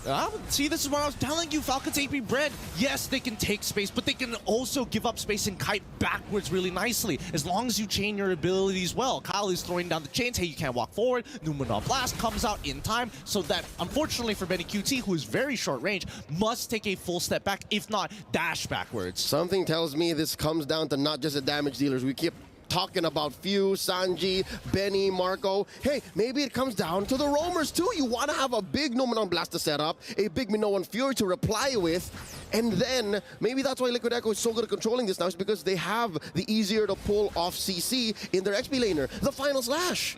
I mean, there is some extra layers to it, right? Because Liquid Echo, because they have consistent ways to engage, those are the main two. They're looking at JP as well as Sanford. They're not too bothered by Carl TZ because they know they can peel one guy off, but Sanford is a different story. These are both immovable objects. That's what's happening here. No unstoppable forces just yet. Sanford sent over into that small brush. Few knows that he's there, and all this while, look at this. Marco just continuing to work on that wave. I mean, they already pulled that trick up with the mid-tier 1. I think they can't afford to keep sending Benny Cutie down to clear that wave. Look, they just gave up. They just let it happen. Exactly, and this is what we call tempo, right? Falcons AP.BREN, they know that they've got the drop on Liquid Echo. They know they can hold their position and give it up at the same time. So when Super Marco gets these small pushes and they pull backwards, reset the Lord, do it all over again, and Liquid Echo is like, no, we have to respond. We need to take the space. Oh, Lord is at the point of no return. Oh, they do go for the reset, and they try to melt down Few, but it's not going to happen. In comes JP, the final slash. We get caught. There's a dash by Kyle TZ, bursting them down. Sanford falls. The Minoan Fury has been used. The Numenon Black pulled out. The diversion used to retreat, but it's not gonna happen. FCAP walk away with a pickoff, and they continue to push in. They're not sending anyone home. JP holding his ground. The SOD coming in. Marco gets caught out. There's 3 over there, but is that enough? He's bulletproof, man. This kid is absolutely bulletproof. He goes in whenever he feels like it in the middle of 3, knowing that they've got no resources. Slapped easy, pulls a trigger, point blank, penalty zone, as the rest of them collapse onto Sanji. That's 2 down. Falcons AP.BREN back to regular program and taking out the Lord. Yep, and now they're going to take the space into that purple, insta-invade and fuse, just showing where the line is in the sand, drawing the borders right at Liquid Echo's purple buff. Now, we need to take a step back here because despite everything that has happened, Falcons AP.BREN have been making smart decision after smart decision, but if we got a replay of that fight, man, Ogwen is a monster. Puts up the shield and Benny QT nearly kills JP on accident. Man, we talked about how it might be between these roamers. Ogwen has eyes behind his back.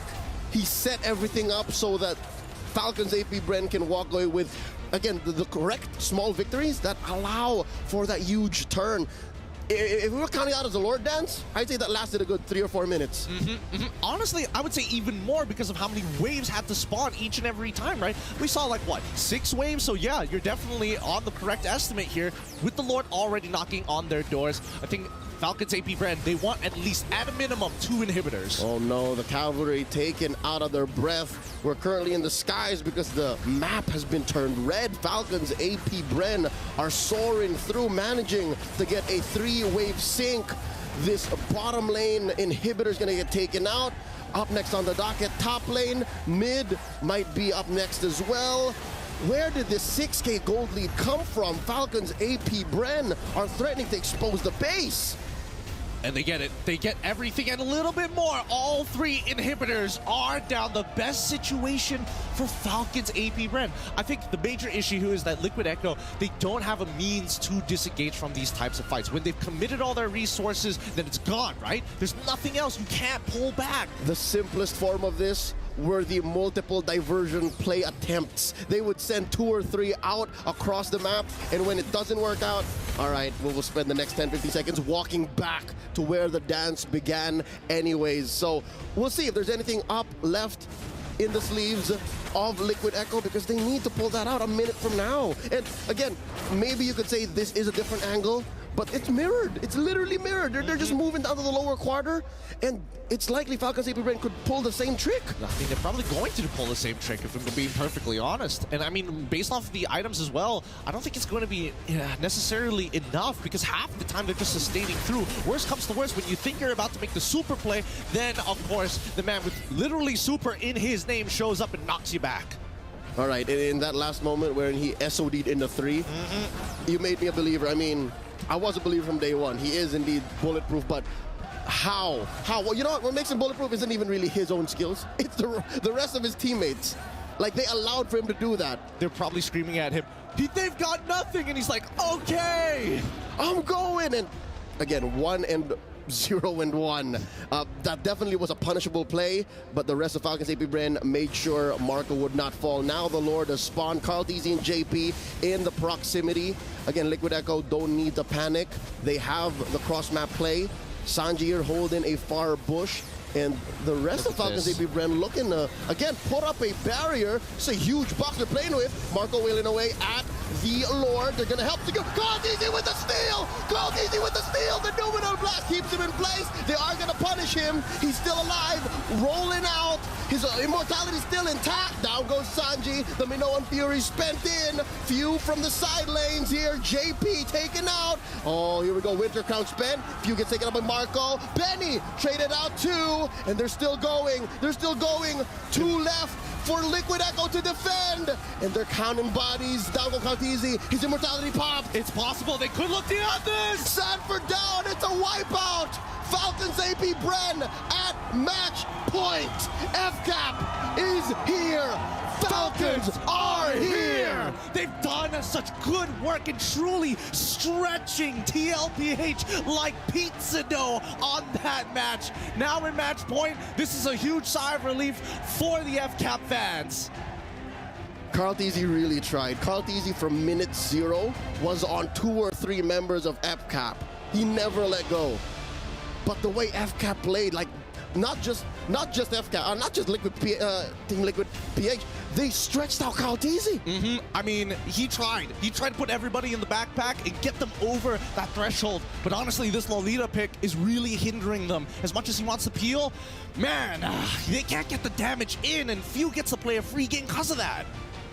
He doesn't get punished for it. It was very low-key for that mid-trio, but they made it work. They really did make it work. I mean, honestly, I think even our analysts can agree here that FCAP had a phenomenal draft here. We're going to throw it over to our analysts to really deep dive into this game, too. Analysts, take it away. Most definitely, with that incredible draft. Now, it's match point, gentlemen. Yeah, I mean, Falcons AP.BREN, the way that they were able to just handle the draft was amazing. Even though me and Wolf, we also agree that, you know, the first phase, it was actually Liquid Echo that got an amazing start to the drafts, but how they finished it off, the Kaja ban into baiting out, they knew it was either the carry or the Natan coming up, and then they picked up the Lolita, and then the last pick in the Lilia just gave them all the mid-prio necessary to really put this composition and take the game. Because of the fact that they got Lolita and Lilia in the mid lane, what that allowed is for them to have a much better shot with their, I would say, with their marksman as well as their jungler, because you don't really have to take care of those lanes anymore. The turn is obviously that's a lane that's not gonna lose, and you saw that wonderful reaction, by the way. Lilia Lolita is such a strong mid duo in a way that you get mid prio, and when you say mid prio, you mean like clearing the waves faster. You're not gonna be stopped. You're always not seen on the map because you clear the waves fast, and then you can help your teammates. For example, Moscow versus carry. I personally feel that that is actually Moscow-sided. I agree. Yeah. It is. And then if you factor in this Lolita, that even makes it even more, you know, more stressful for the carry to deal with. I mean, honestly, looking at this game, there's a few things that we got to talk about, right? First of all, Falcons AP.BREN, still no game loss in MSC so far. So that's number one. That's pretty big. That's right. Number two, the box set did work well for Carl Teasy individually, but we got to talk about a team, because looking at all those skirmishes, it's always Falcons AP.BREN on top. Comes to the question, is it because they don't have enough damage? I think so. Right? You can see that there's, like, they got a lot of control, but they don't have AoE damage, I would say. And despite them having having the backshot, obviously that's stronger, low E as well, but you have to land the double vacuum. That's very hero-centric, and you kind of have to be combo-centric as well. If you're getting forced out, you're not dealing the damage. And it's really more, I think the term that I want to use is very frontal, coming out from a side of Team Liquid Echo, wherein if you're looking at the carry, it's too honest. Too honest. You want to, it's one-dimensional. You want to go there, and then the carry combination with the Lui, you really need someone to lock down. You need your teammates to lock down someone so that you can go upon the hero, put them in your box, and then try to kill him off. That's the idea why they pick up this Arlot. However, the fix coming out from Falcons AP.BREN was to actually stop the Arlot from farming by constantly ganking him. Apart from one death from Sanford, they never, FCAP did not stop putting a lot of pressure in the top lane. Yeah, this matchup, right? The best XP in the modern times takes on the best XP of all time. And we know that for, I think in terms of pure mechanics, I will still have to say, you know, Sanford definitely trumps Baptiste, but when it comes to the game IQ, again, the macro sense, how he's able to utilize these advantages, again, it was almost never a 1v1. It was always a 2v1. There was always an advantage that Flapteasy was able to utilize, and that just goes to show you why he's at the top for so long. I mean, what we're talking about is because we need a little bit more insight coming in from both teams. In fact, we prepared a special video for you guys, so let's check it out.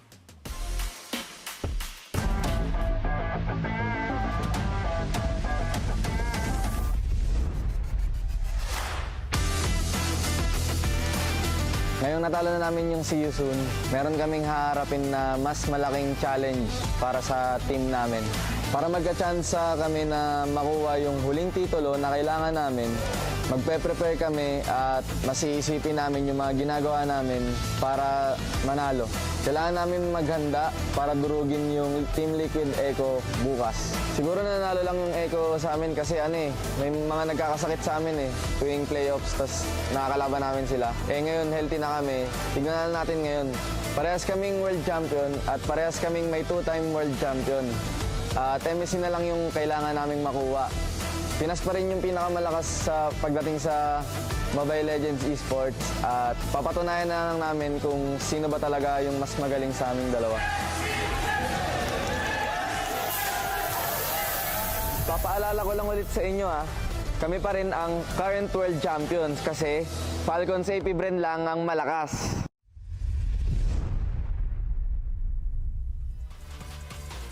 I mean, is there really any more to say? We Falcons, AP.BREN are the strongest. I mean, like, I feel like at that point, it's like, you know what? Yeah. You know what? Lang malakas is a tricky, tricky phrase because it cannot translate to a very long sentence. It means like Falcons, AP.BREN are solely the strong team. Like they're the only strong. The only strong team. Like exclusively the only strong team or something like that. So it's like, they're the only strong team here. And you know, considering how the pattern has been, LaFell, interviews have not really aged well, but that one has. That one definitely has. And now we got to look at our Sony MVP. And it's going to be Flapteasy, the guy that has the confidence. And he said, now that we're healthy, we're all good. They're so good at playing the game. And here for Flapteasy, the way that he was able to tackle this game was just phenomenal. I think for this matchup, for this game, this series, Terizla is going to be a prio pick. I think after this, Liquid Echo will have to also think about it, whether they want to ban it, whether they want to pick it up for themselves, because really, when Flapteasy gets a pick where he doesn't really need to care that much about the laning phase and can actually just go into the team fights, play for the team, CC, tank up, that's where you see the real Flapteasy. You can see top lane, there was actually problems for Flapteasy face. He's 3-0 already at 5 minutes in, which means that he is very, very tanky. Look at how Ogwin and Flapteasy protected Super Marco, that punishing Sanford all this while. And of course, because of the fact that there's a massive gold difference between the HP winners, it is very nice for Sanford to be easily taken out in the team fights. Honestly, at this point, I'm surprised Flapteasy doesn't do magic damage as well, right? Like, he does damage, he tanks the damage, he sets up for the team, he gets the kills. What else is it he's not going to do, right? He's going to do this too. He's going to do that too. We got to look at the MVP. 5.5 KDA, but 92% field participation. That's the real number you got to look at. That's why I think the Terizla, again, we mentioned this in game number 1, you don't need a lot of resources to make the Terizla work. The fact that he got a lot of resources makes it so that he can work twice as much. So active around the map, and also the Queen's Wings first item. Terizla's already a dirty pick. It's like a sweaty pick. And then he goes for the Queen's Wings first item, just goes in front, stands there, tells everybody, hit me, I like it, you know, because the rest of the team can deal with him. Not gonna lie, I feel that. You feel that, right? I feel that, yeah. It's like, as a roamer, you feel that. As a roamer, yeah. Honestly, I gotta say, as a roamer, Win a Crown has been amazing. Foo. Win a Crown, Foo. Win a Crown, Foo. And now, with this match point, we got more to talk about here. Let's talk about the bulletproof Super Marco as well, because again, we got to highlight between Benny Cutie and Super Marco in terms of the numbers. Look at the difference in numbers, man. Look at the KDA. Yeah, that's why he's bulletproof, right? He just doesn't die in these games. And I've been telling everybody as well, even like before M5, even at MSC, that this guy is probably the best gold laner in the world. And you get to see him now in his prime again. Maybe they were sick in the playoffs, you know? Yeah, I mean, there were so many factors, of course. And the fact that the Team Liquid Echo won back-to-back against them, I think that goes to show how prepared Team Liquid Echo was. And to be fair, I think Team Liquid Echo did figure out Falcons AP.BREN during the playoffs of MPLPH, but now it is a totally different tournament. When it comes to figuring things out, it was pretty evident that FCAP is actually the team that figured out the metagame that we have right now, which is revolving around Super Marco, just picking up the Roger, undying Roger, a bulletproof Roger, in fact. It's all about the understanding of when you want to go in, when you want to go for the fights as well. But it's not like Super Marco is literally the perfect goal laner. Well, technically he is in the landscape of things, but sometimes you still do see some of the mistakes come in from Super Marco, and mainly it is in the laning phase. He's actually quite exposed to a few of the solo kills that has happened throughout the tournament, so maybe if Liquid Echo want to go for Super Marco, it should still be in the laning phase, because once he gets out,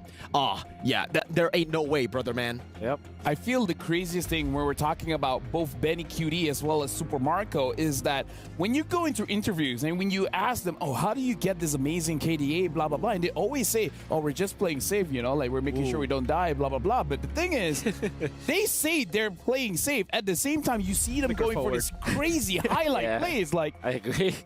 it's so weird when you have like this amazing goal laner instinct to know when it's like there's 5 people in front and I'm 4 items, I'd win. Yeah. 8 Right? minutes. You have the Nathan going in for Novaria. Just how confident he was in this particular game. That's not normal, man. It's not normal, man. And yeah, the Benny Cutie signature Nathan bump, the combo. I don't know if you ever tried that. I saw that. You saw it. It's difficult to do. It is very difficult to do. As a gold lane player myself, I have so much respect for both these gold laners. And for Benny, I would say we're more normalized to Benny plays because we've seen it at M4. The way that he takes on these team fights, you know, more of that guerrilla warfare, waiting for some of the resources coming in towards the end. And that's why I really feel for Falcons AP.BREN, they respected that. They banned the Roger instead of the Lo Yi. That's how much respect they have for Benny Cutie on a pick like the Roger that can amplify his playstyle to a whole new level. Yeah, honestly, looking at both players here, they're amazing. It's going to be crazy to think one of them will be eliminated after this match. TLPH, if they want to stay in the competition, if they want to stay in MSC, they got to make sure that this will be your first sweep. With that being said, thank you very much, guys. But we're actually going over to stage where Mara has something amazing for us, as well as the Wood Sandstorm. I am here with the Falcons AP.BREN. Lovely, lovely audience. And I want to see, are you guys hyped up? All right, now with me, I say Falcons, you say AP.BREN. Let's go Falcons!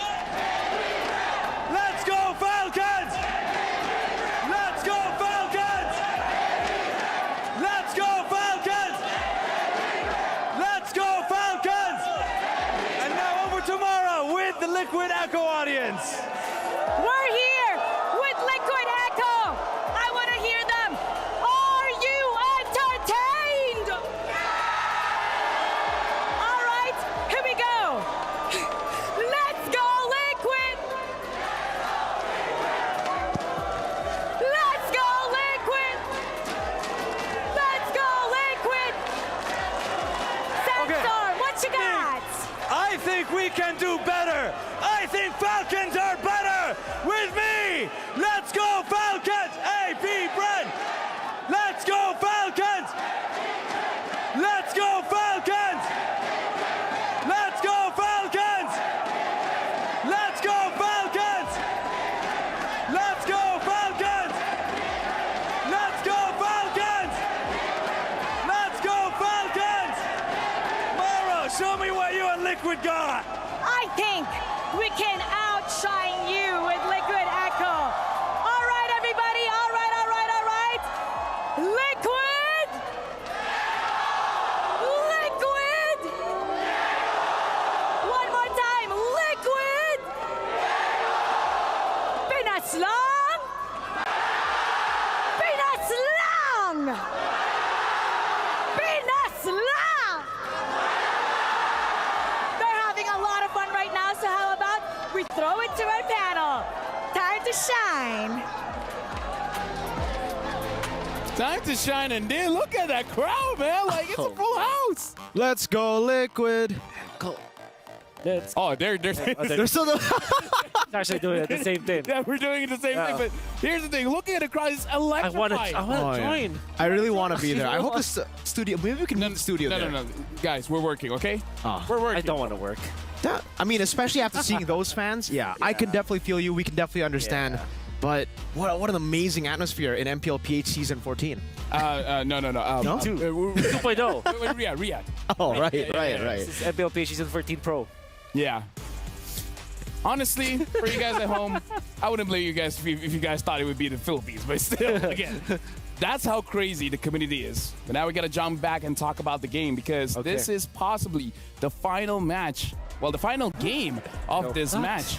Falcons AP.BREN just needs one more win to drop Liquid Echo out of the competition. We're here. We're here. We're in the crowd. We got what we asked for, kind of. Yeah. It's good enough. W Mans. But yeah, I mean, Mans. Liquid Echo, let's talk a little bit about how they can actually, take this game. Because it really feels like it all starts in the draft. They need to start putting the prio and maybe start to actually capitalize on some of these mistakes that are happening. If you want to try to stop Super Marco, it has to be in the laning phase. If you want to stop Few, it has to be in the drafting phase. Yeah. You need to try to take away some of these safe picks from Few and force that matchup to be more prio and, just give the favor over to Sanji. Unfortunately, Arlott in the XP lane, as well as like a Baksha, your Akai, is almost a thing of the past now, right? You can really feel the lack of damage, the scarcity of damage from the side of Team Liquid Echo. And this is not only game number 2, this was also evident in game number 1. Maybe a 4 protect 1 strat just can't work in the metagame that we have right now. I got the pleasure to interview Carl Teasy and Sanford the other day, or a few days before, and I asked Carl Teasy what meta is his favorite. He told me M2. Back when he can play the assassin, so we need to channel Carl Teasy's M2 days if they want to stay in this tournament, because match point. Well, now we're in the draft. Team Liquid Echo is going to be blue side. Falcons AP.BREN is on the red side. The Ling, as well as the Turizla, has been banned out. Falcons AP.BREN, banning out a chip is a must. But looking at how the stage has been set up, Luyi is just an option. Well, Valentin as well. I want to give that up. It's going to be Harith, probably a Roger. If this is a Roger ban from FCAP, that means CLPH will think between Luyi as well as Moskov, right?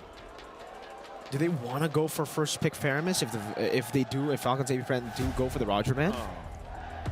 You don't want to, because that means that Luyi can be picked up by the opposing end, which can deal with your shields. At the same time, that's 50-50 actually, because Faramis in a way conceptually is good versus Luyi because you kind of counter the teleports whatsoever to save your teammates. However, the light shields, extra shields is gonna be messing you up. So there is going to be the Luyi.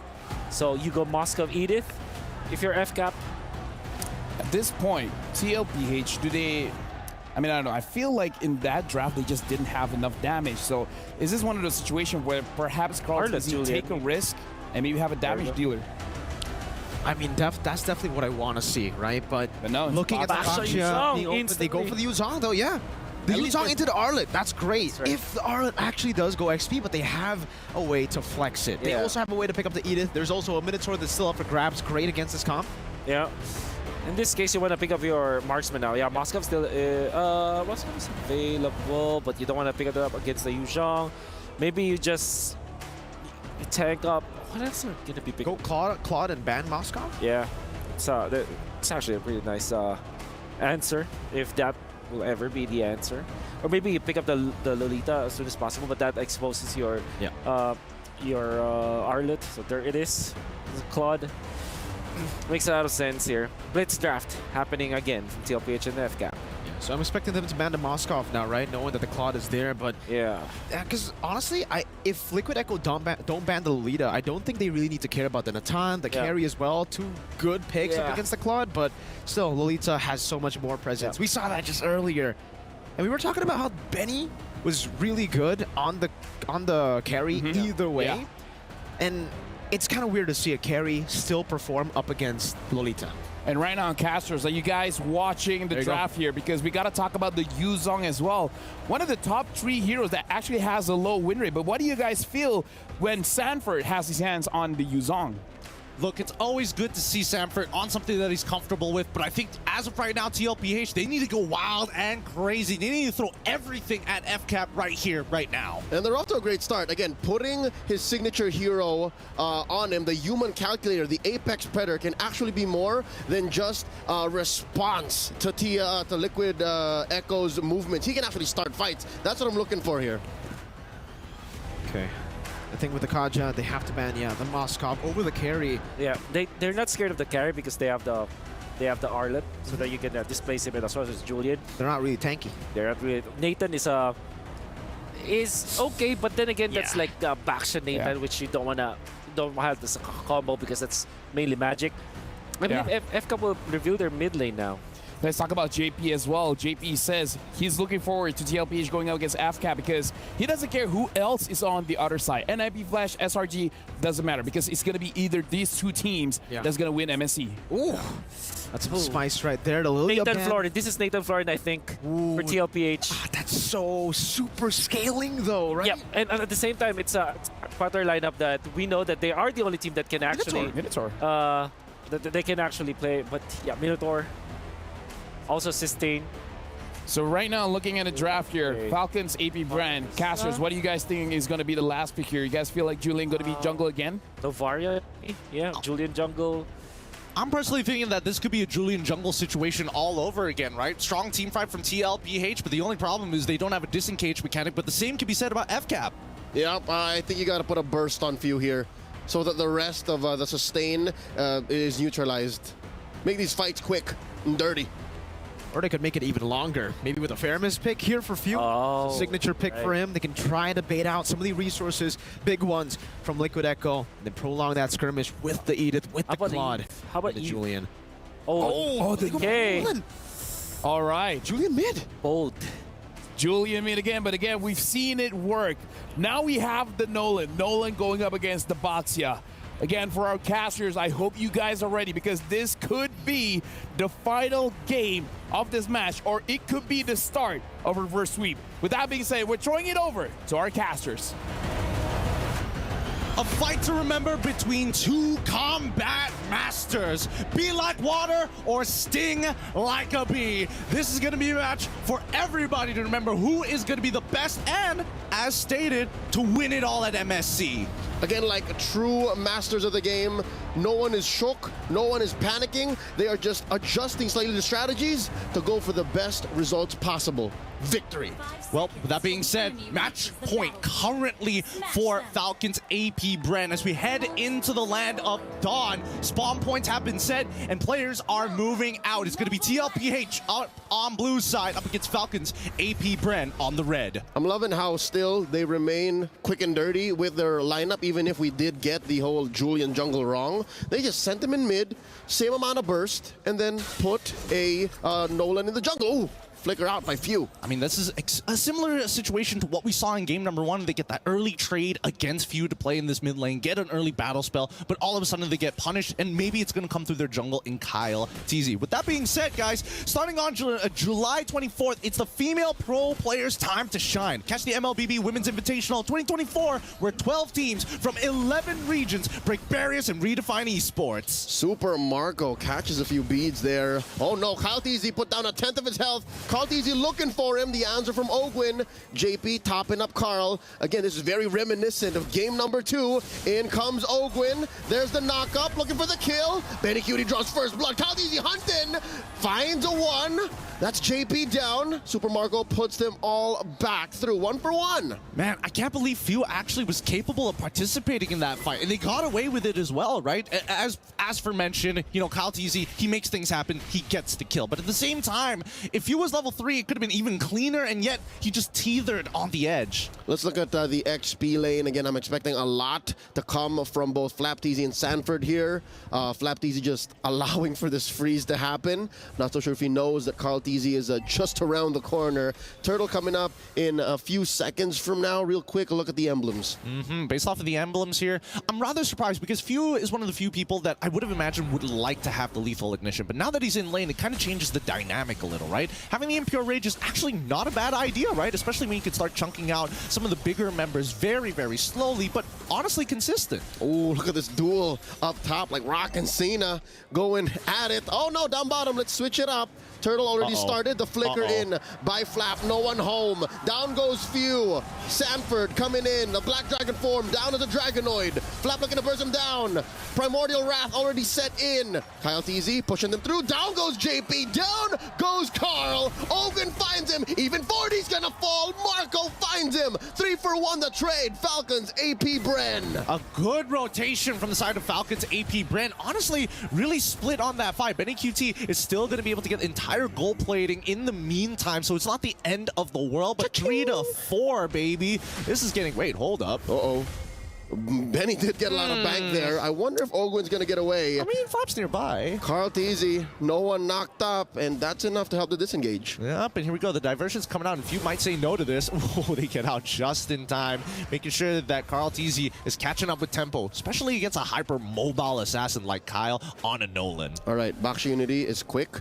Divergence faster. Way faster. He was going to get there anyways. So this is a small economic advantage for Falcons AP.BREN. And Carl Teasy is going off of the momentum from game number 2. Honestly, he did well in the first maybe 2/3 of that game up until they were just starting to force fights. Now, they got their eyes on the prize. They're still maintaining their priority and rotating much faster than Falcons AP.BREN can respond. But man, Falcons AP.BREN just always know how to welcome Liquid Echo, even if they are man down. Well, I think also because Falcons AP.BREN, they always listen. Everybody can technically be a shot caller, and more importantly, whoever has the lead should be the one they're playing around. I think that Falcons AP.BREN are listening to Kyle. Hey, I'm going to be ending up on this side of the map. Can we make anything happen by the time I get there? And here, Carl Teasy is caught out by Ogwin. Sanford comes through as well. The answer, the final slash. Ogwin down to 1/10 of his health, flickering on back. That's a Black Dragon form spent by Sanford just to disengage. That's a turtle coming up in half a minute. Yep, and that's also his Petrify as well, right? That's pretty big. No Black Dragon form, doesn't have the Petrify. By the time the next turtle spawns, he's not going to have many resources to really try to make things happen, right? So he's going to depend on JP's Minoan Fury to set things up. At the end of the day, right, Benny QT still needs plenty of time to scale, and What? Minoan Fury used to disengage. Oh, it's just a close call. It's a close call, but it's a huge win for Falcons AP.BREN. Oh, blazing the wet by Super Marco right in Benny Qt's face. Answered with the entropy. Super Marco overheating. Kyle Teasy coming through, gets caught out. Benny QT goes down, taken out by Ogwin, but Kyle Teasy falls as well. I don't think Ogwin's gonna survive this. No, sir. That will help him get through. Vengeance in, but Sanji gets a double kill. The mid lane genius. Another one off camera. What happened to Few? I think he may have walked up too far and got punished, but then how did he die? Where was the damage coming from? I mean, Sanford killed him at the end of the day, right? And he didn't have his Petrify, like we mentioned, and doesn't have the Black Dragon form. Maybe he used the Black Dragon form. It's tough to say. At this point, we were too focused on the top side of the map. At the drop of a hat, suddenly Liquid Echo have turned it on Falcons AP.BREN. They're up by 1,000 gold. They pushed up top, and they took the second turtle. What happened? Well, man, looks like it could have been a mistake from Few's side. Hopefully we catch a replay of it later down the line. But for the time being, Benny QT, he's scaling up at a pretty, honestly, a decent rate compared to the first 2 games, right? He's got the Starlium Scythe. He already has second item Starlium Scythe, first item Feather of Heaven, and I think the rest of the team at this point in time are just slowly catching up. The important thing here is that Falcons AP.BREN, every time I call it, hey, no resources on Sanford, they got to target JP. Instantly, they attack JP. Yeah, Benny QT's eating good, and I think you can do that calculation on the roamers, but as soon as the rest of Liquid Echo come in and crash through, in true Liquid Echo Express fashion, they just run through what's left of Falcons AP.BREN. So this is an interesting turn of events already. Carl Teasy picking up the Brute Force Breastplate. Sanford sent down back bottom to clear the wave. And we are going to get to a pause real quick, try to figure out what's going on. All right, let's see. Well, luckily we still have our marshals up on the stage ready to go and deal with these tech issues and help out these players as soon as possible. Don't worry, guys. We will get it done as fast as we can. In the meantime, it does give us a little bit of time to kind of like honestly deliberate on the way that they're playing, right? Because now we're seeing that TLPH, they're going down to, you know what? If we can't micro together as a team, let's break them apart and take them down individually, right? Maybe we can out-mechanic them 1v1. Which is not how you want to face off against Liquid Echo. TLPH, I'd say maybe as a close second, the whole Marco Benny situation, they're all just mechanically ahead of their counterparts. So you don't want to go 1v1 with them. I mean, they'll take honestly, they'll take the scraps, right? Give them a couple of pennies. Next thing you know, they've already made $1 million business off of it, right? It's just so easy to do when you're that talented. And I think it's really knowing the extent of that talent for the slight advantages. I give 1 penny to one side, 2 pennies to the other. Hey, man, I ain't touching the guy with 2 pennies. And that adds up. That adds up. So far in game 1 and 2, it's been clear who gets 2 pennies from Falcons AP.BREN. Now, after that turnaround, TLPH, Carl Teasy has always been in the zone. Carl Teasy has always been up front. But I like how all the other members of the Cavalry are actually catching up. I mean, they are catching up, but Carl, he's gone into that meditative state, and that's a scary thing to see, especially coming from the young GOAT. You don't know what else is in his mind. He could be playing out every situation possible. He could be thinking about, like, me as a jungler, what can I do to set up the best situation possible for our team? Even deeper than that, me as the leader of this squad, me as the flag bearer of our team, of this beautiful esport. Like, there's a lot going on through Carl Teasy's mind. Man, honestly, I hope that he does have a Kit Kat one of these days, because he needs a break. You can definitely tell that the frontal lobe of his head is going to start swelling the more and more people put the pressure on him. But he's the GOAT, and that's why he can skull it and handle it. And now I think we are back into the game. Once more, game number 3. Slight advantage over to Liquid Echo. Again, 1,000 and change between them. This is Falcons AP.BREN chance to regroup. They gotta make sure that whatever happened about 2 minutes ago should not happen again. Let's look at the build so far, because right now Carl Teasy is actually going for quite a greedy build with the Brute Force Breastplate. He wants to be able to kind of keep up with pace, but more importantly, getting in and out of these fights is going to help a lot when you have the extra movement speed. Yep, looking at the build on Few right now. First up, the Genius Wand. So that is incremental advantage. The more you keep hitting, the more you deal more damage. And Falcons AP.BREN, I'm not so sure if they have the time to do that. With how fast Liquid Echo just, you know, at the drop of a dime, crash in. Oh, here's a push coming through. Benny Cutie gets in with the entropy. JP catches Few, dashing through with the flicker. Oh, Few's gonna die. Okay, I mean, Few, he needed a couple more seconds, but now at the turtle, it's all up to Carl. Oh, Turtle here at a 10th of his health. Carl Teasy secures. Down goes Flap Teasy. Marco blazing duet away. Carl stopping him right in his tracks. Another entropy from Benny. Down goes Marco. 3-4-0. Never doubt him. Best in the world. Carl Teasy does not miss on these retributions. Oh no. And they're going to pull him over the finish line. They're going to pull and drag TLPH to get there. They pick up the kill on Ogwin, and now the momentum shift in the crowd. Listen to their screams. The Cavalry is alive. Make it a 4-for-1. Falcons AP.BREN left in shambles. Kyle Teasy, he knows what's coming. Sanji goes into that bush via diversion. And what does that mean for the economy? Look at this, the Holy Crystal. This is Benny QT's Trinity. Yep, and that's why they're up on that Amazon stage. Benny QT is walking around like Jeff Bezos right now. He is packed. It's the Amazon Arena. Yep, it is the Amazon reason for a reason. But look at him. He doesn't even care. They're still going. Carl Teasy from the flank.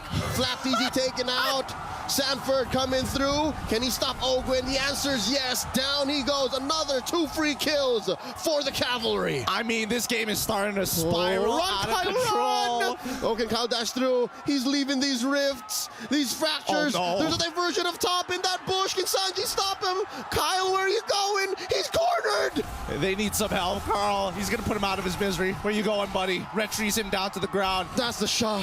And that's the shot from Sanford. This has spiraled way out of control, but despite chasing all the time wasted and bought by Kyle, look at what Falcons AP.BREN have done. They've kind of reset that mid lane. They're coming down to clean up that bot side. Sure, take our tier 2, whatever, as long as you don't extend this lead further than this. They're crawling. All this while Liquid Echo are galloping. For every inch Falcons AP move, Liquid Echo are a mile ahead. This is amazing. This is huge. I mean, yes, economically speaking, that's what, 3K, 4K? But look at the map get in. Unironically, this is the biggest lead we've seen from Liquid Echo in a while. In the whole series. Yeah. Wait. Where's the TP going? Down to the bot side? Oh, they go ahead and, Few, ever the wily veteran, puts up a huge wave there. I mean, this is plenty for Liquid Echo to deal with, but not like it's going to cost them much. Falcons AP.BREN, they're really struggling, but every little move counts. I could see it. I could see the PTSD in Few. I remember during the final, same thing happened, right? They took the Lord. He's trying to push. He gets caught out and dies. He's not going to make that same mistake twice in such an important series. And just as quickly, he switches up to the top after that recall. Tries to take care of as much of the wave as possible. This is an enhanced wave. Sanji clearing out the bushes. Sanford making sure that he can catch someone with a full combo hell, maybe even just a dash in with a petrify. They are gonna push in through tier 2 up top. That's a Holy Shield still standing. What is this? There's a fight here. Ogwin flickering on out. Okay, still alive. Oh, they're gonna deny Kyle Teasy his resources. What was Falcons even doing? Why are they scattered? Why are they just shifting through the map? It's just to disrupt tempo, right? Because Falcons AP.BREN, they're not farming in this point of time. They are chasing Few down. And if Few can waste even more time, it's better for them. Oh, there's a dash, there's a flicker, and he's still running. He's using the Wilderness Blessing to its maximum. And the dash, he didn't even need to use the Cyclone. I mean, that's reverse psychology. I know you know that I'm not going to use it, so I'm not going to use it. Exactly. And he gets away! Exactly. And now he's come to a point in the game, especially with his items, that his CDR is going to make sure that he's roughly around 7 seconds per ability. If not, if I'm correct, it should be around 8. We'll double check on the items in just a little bit. But because of these motions, it gives Falcons AP.BREN an opportunity to kind of open up the opposite side of the map. They're trading vertically, technically, in terms of land masses, right? Let's cut the map directly in the middle. There's bottom side and top side. And with what Few did, it opens up the top side. Which is all the more amazing for a lineup such as Falcons AP.BREN's, because they don't have the low yi. They have to walk through everything. They have to take everything by land, the old-fashioned way. And here we go. We see it. It's 7. It's 7. Thank you so much, observers. Now, as we get back into this game, Sky Piercer already purchased by Kyle Teasy. They're not going to let Benny QT stand and take the entire Primordial Wrath from Flap Teasy again and survive. We need to see Kyle Teasy step up, or at least have him get set up. I think that's what's lacking, but that's because Liquid Echo are doing so well to protect Sanji, to protect Benny Cutie. I didn't even notice Sanji is yet to suffer death. Yep, he's having a perfect game right now. I mean, considering that the previous game he basically got a bronze medal for that performance in KDA, now he's like, I'm making up for it. I better get MVP by the end of this. And he's on his way, well on his way. He's got about 30 seconds off of this flicker, an extra layer of protection. There's a Lord spawning in about 10. Flap Teasy here, dueling with his Teasy brother. JP coming up. Ogwin holding the line as well. It's paternal combat up in here. They're both holding on to their big ticket ults, but I don't think Falcons AP.BREN are ready to fight. They still need a little bit more farm. You're looking at a 5k gold lead for the Cavalry. They're thinking about their children. They're thinking about their families back at home, how important it is to win this match. It's a huge chunk of money as Carl Teasy zones out Kyle. Ogwin gets caught out. That's a lot of ult spent to catch one, but I'd say it's worth it. Falcons AP.BREN are a man down as Liquid Echo work on the Lord. A third of its health, a fifth, a 10th, and that's a secure for Benny Cutie. Well done by Liquid Echo here. Really bouncing back hard against Falcons AP.BREN. This might just be a full comeback here because it looks like Liquid Echo are awake. 6k now, the gold lead for the Cavalry. Expected to grow a little bit more as soon as this Lord spawns. Liquid Echo will attempt a 3-lane synchronized push. That's going to give Falcons AP.BREN a lot to think about. And now in hindsight, Gideon, I got to say, Falcons AP.BREN from a scale of 1 to 10 on wave clear, they're barely a 6. It's not the greatest in the world, and definitely, yes, it's not like it's impossible to clear a wave. No, that's not what we're saying. It's just very dangerous to do so. You got to put your body in the line of fire, and if you walk up too far, Sanford could jump on you, JP could jump on you. Benny could blast you. And we've seen how many times Benny has blasted people with a Natan at full build. Honestly, at 3 items is usually enough. And now he's at more, and that's scary. 14 minutes in, all waves in sync. Carl Teasy like a shark in the water, just looking around, circling through this mid-tier 2. Lord with an enhanced wave up top. Super Marcos, this is what we're talking about. It's so hard for them to defend, and they're going to lose this inhibitor, maybe another. And here's the Black Dragon form just for good measure. They want to guarantee at least one inhibitor here. They've set themselves up pretty well. They've missed the checkmate angle, but they'll create as many advantages possible for the next upcoming Lord when it does show by.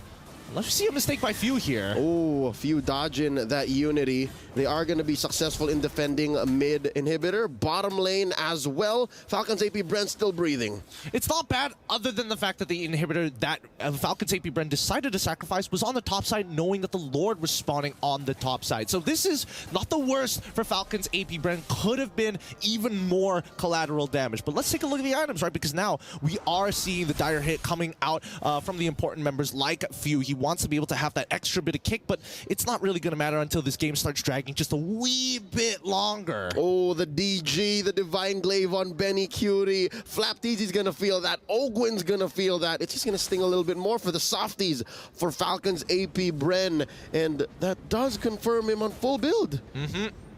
He's strong. He's really, really strong. But the same can be said about Super Marco, right? He's been scaling this entire time. And the only real advantage that Benny QT has is the fact that he can just press one button to dodge the Blazing Duet in that Winds of Nature. Same can be said about Nolan, but, you know, it's kind of pick and choose your poison. Yeah, I think Falcons AP.BREN have several layers of offensive capabilities to deal with, and for some you might say that's good, is because you have options, but no, if you're behind, that makes it all the more complicated for you to find a winning angle. Liquid Echo now up by about 8,000 gold here. That's 15-6 on the kill score. Lord spawning up in the upper quarter, and again, luckily that's the lane that Falcons AP.BREN have to protect, but I don't think that makes this Lord easier to steal away. All right, let's find out, because Fuse just going to show himself down on bot side. Yep, and Liquid Echo is going to secure the Lord. Sanford's going to go ahead, land on his Dragonoid form. Kyle TZ looking for targets. No one home. Oh, That's no. the Wind of Nature. Hey, boys. This is a clear go-to. Few looking for the back door. The Minoan Fury coming through. The fight continues. They send Sanji home. Kyle TZ's down. Benny Cutie gets the kill. Few gets the push in. They're not letting him go home. That's a triple for Benny Cutie. And I think Few's going to lose his fight. Can Sanji get him? One more blast. There's the dance. And Sanji wins against Idol ng mga kids. And that's a wipeout. Falcons AP.BREN are off the map. Liquid Echo on the board. And now they're cracking up the base. They've turned it around. Oh my goodness. The cavalry finally arrived. Do you hear the rumbling of the Liquid Stampede? What a game. All it took was one moment in the tail end of the early game, and suddenly Falcons AP.BREN could only look for these off angles, these split pushes. As long as it's a full frontal fight, they couldn't face Liquid Echo. I think they just knew. They knew if they got the Lord, it's game over. Right now, we're in too deep. That backdoor has to work. We'll do anything to make it work. Just cancel the recalls. And you can see the split-second decision from TLPH. They drop down the diversion, and then they realize, wait, what's going on? The backdoor is happening. True to the visual image of a cavalry, you really can't stop a horse galloping at full speed. With that being said, break down for us, analysts. What happened this game? First of all, the sweep has been denied. And if we're going to talk about the game, we got to start from the draft. Mirko, what do you think about the draft? I think it was phenomenal by Liquid Echo, right? We were talking about a lot of the problems coming in from the draft itself. The fact that the box shot was left open, Carl TZ is already on a comfort pick. Then they forced Few on a mechanical hero. But I feel like that was on Falcons AP.BREN. They were the ones to force out the Nolan. That would have been another option to go for a mid laner, another safe one like the Faramis we mentioned. But the fact that they did put Few on a mechanical hero, they put Marco on a gold lane that isn't, you know, fully a winning matchup, unlike the first two games. So all this was just working for Liquid Echo together for them to get this game. You can see that the Nolan plus the Claude is a very greedy pickup, you know? And then if you think about it, Julian as well, in the mid lane, it's not like a Farsa that can actually clear out the waves easily and is not dependent on items. Julian is actually very item dependent, and then if you factor in both the Claude as well as the Nathan, that's a lot of farm that they needed to really compensate with. And to be fair, TLPH, I believe that they're the only team that can actually pull off the backshot plus the Nathan. And then you have it's like literally full magic damage.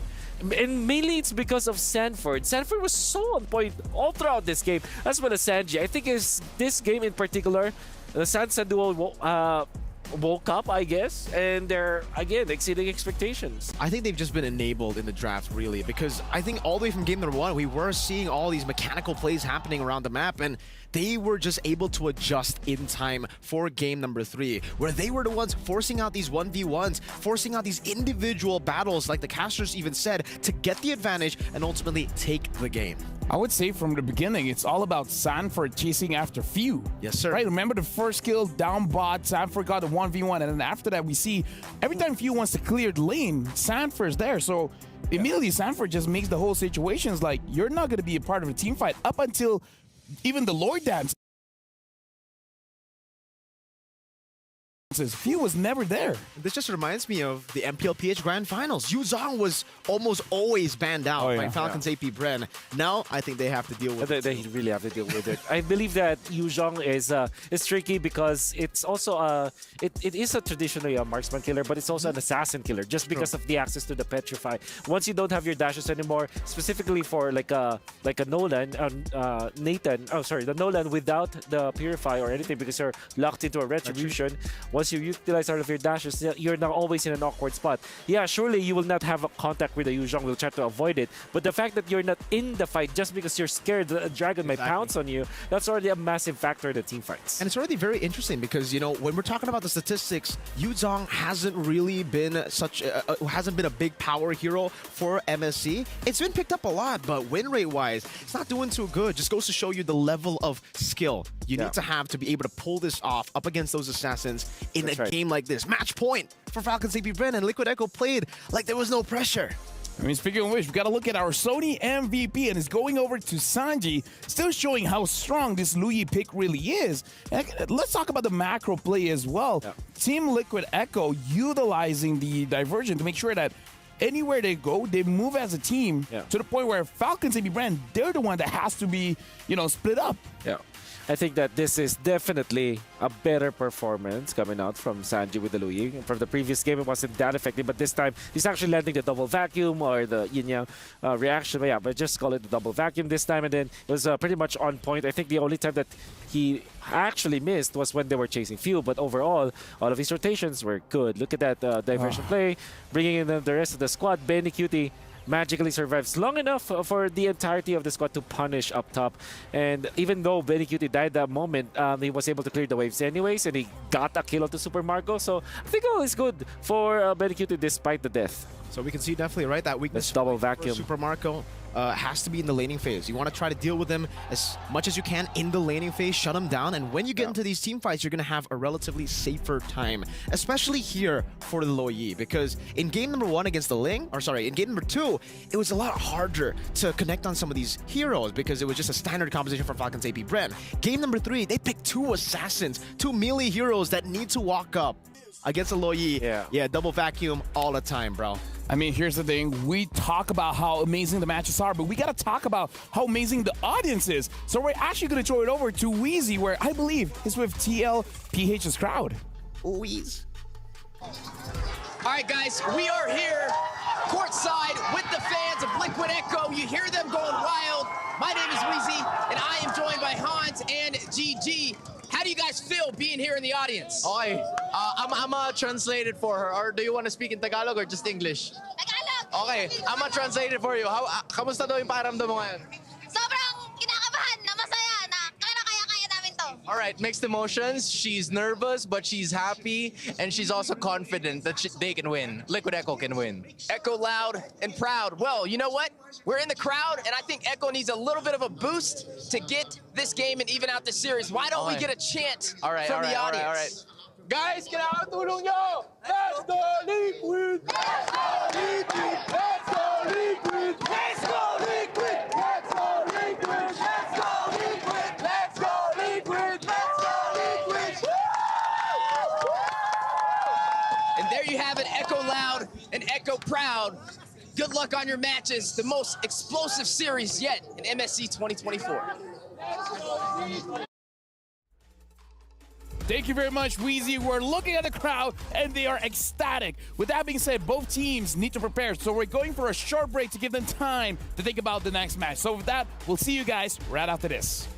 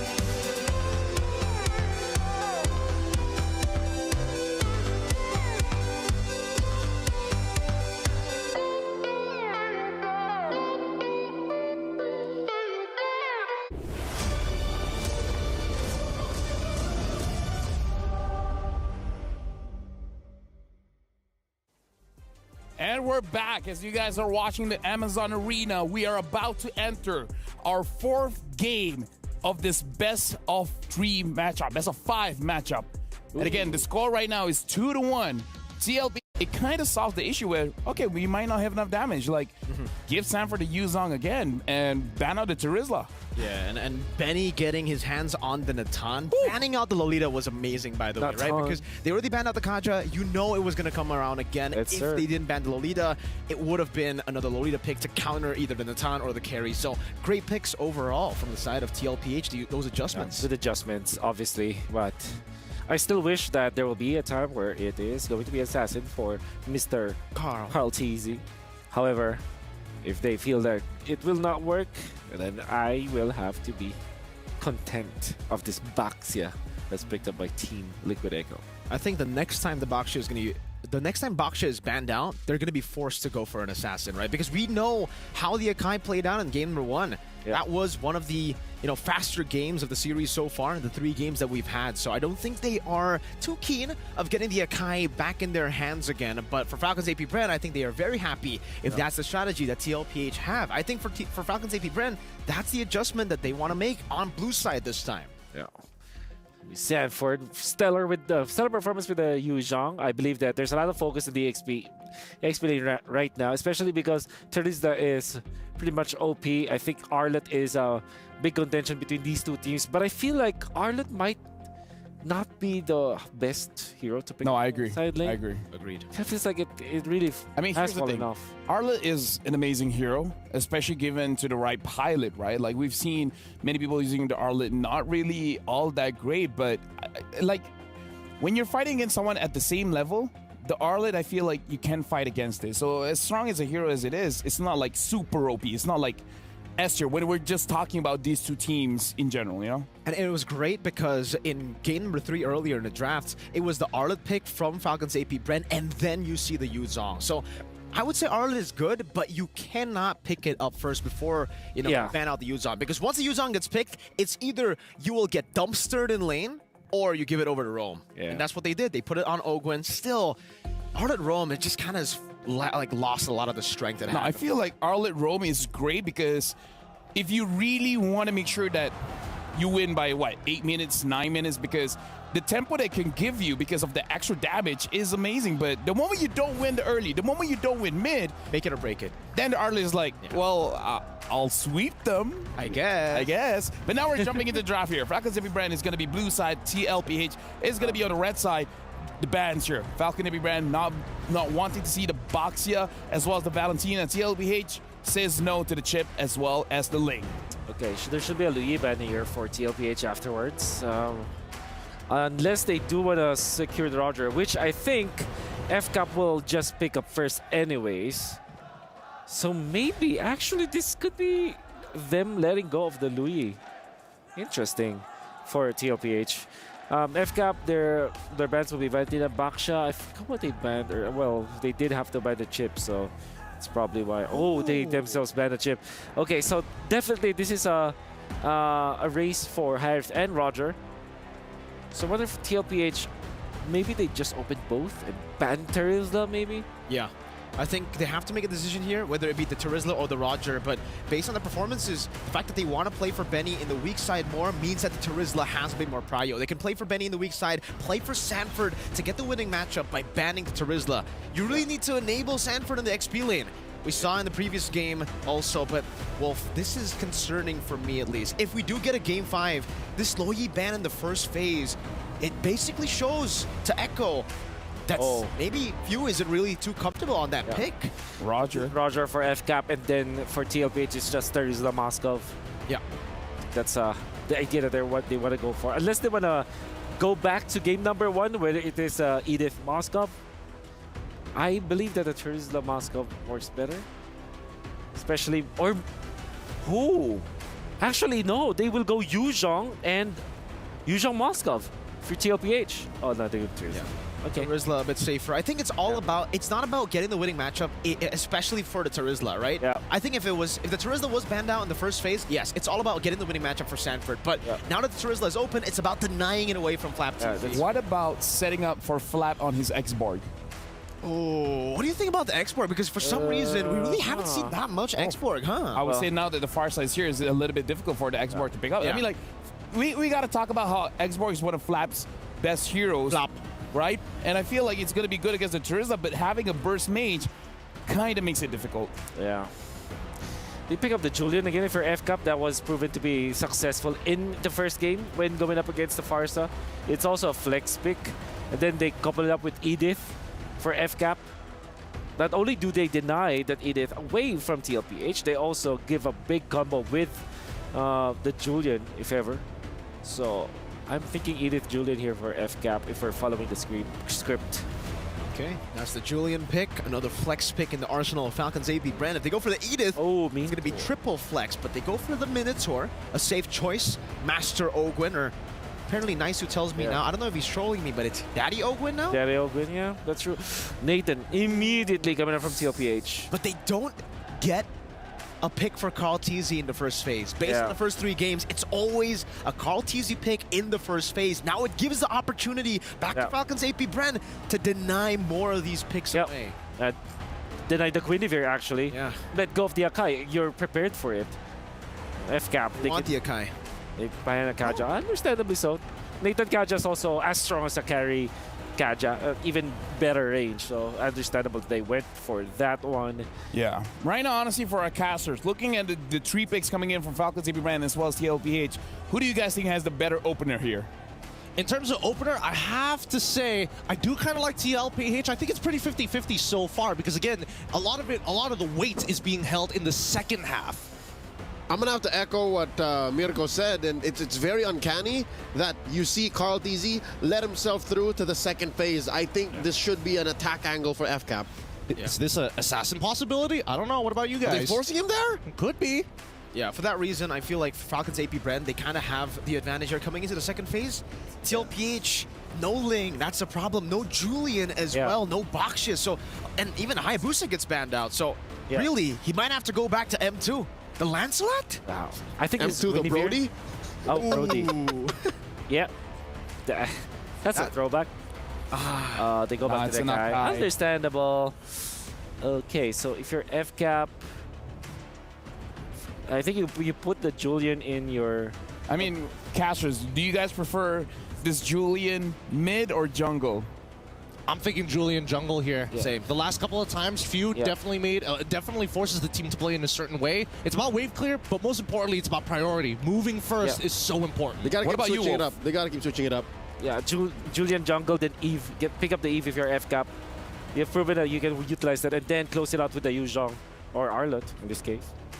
I mean, at this point, I agree with you, right? The Eve definitely fits in, but I don't know, with all the dive here, of they're going to go for the Faramis. You missed that. The problem with the Faramis, I would say, has got to be the Akai. Yeah, this is Edith for TLPH, right? Pixano says first the Faramis. You clear it out easily. Yeah. Apart from that... The Edith seems too perfect to be true. Yeah, it's really good. I guess Matilda might be another option here. Because you want to save your teammates. Good combo with the... There you go. Yeah. There we go, Matilda. Right now, we see Falcons AP.BREN going up against TLPH. If TLPH wins this one, we're going for a Game 5. And with that, thank you very much to both our analysts, Mirko as well as Wolf. Leo and Gideon, it's your turn.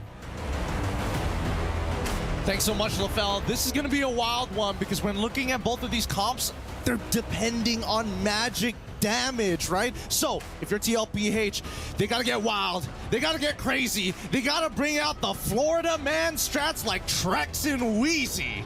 And don't forget Nice, we also grew up for a good chunk of time in Florida. We're going into game number 4, folks. Just a quick reminder, game 3, Liquid Echo turned the game on its head, like from out of nowhere. But just the same, it's still F-Cap at match point. So we'll see exactly what brings us here to the Land of Dawn for this fourth game in this match. Stakes are really high here in game at number 4, and even from the drafting, a lot of gambling, a lot of gambiting, even back and forth between the trades of these heroes as we see Falcons AP.BREN on the blue side up against Liquid Echo on the red. Talking about risky decisions that you don't know if it'll pay off, if it'll be something that bites you in the butt, but early on, look at this. They're about to send Sanji back home. He's holding his ground, man. Look at this. Yeah, I think he's going to get denied here, unfortunately, because we are seeing that JP is hovering towards the top side of the map to make sure that Benny QT can actually survive this laning stage for as long as possible.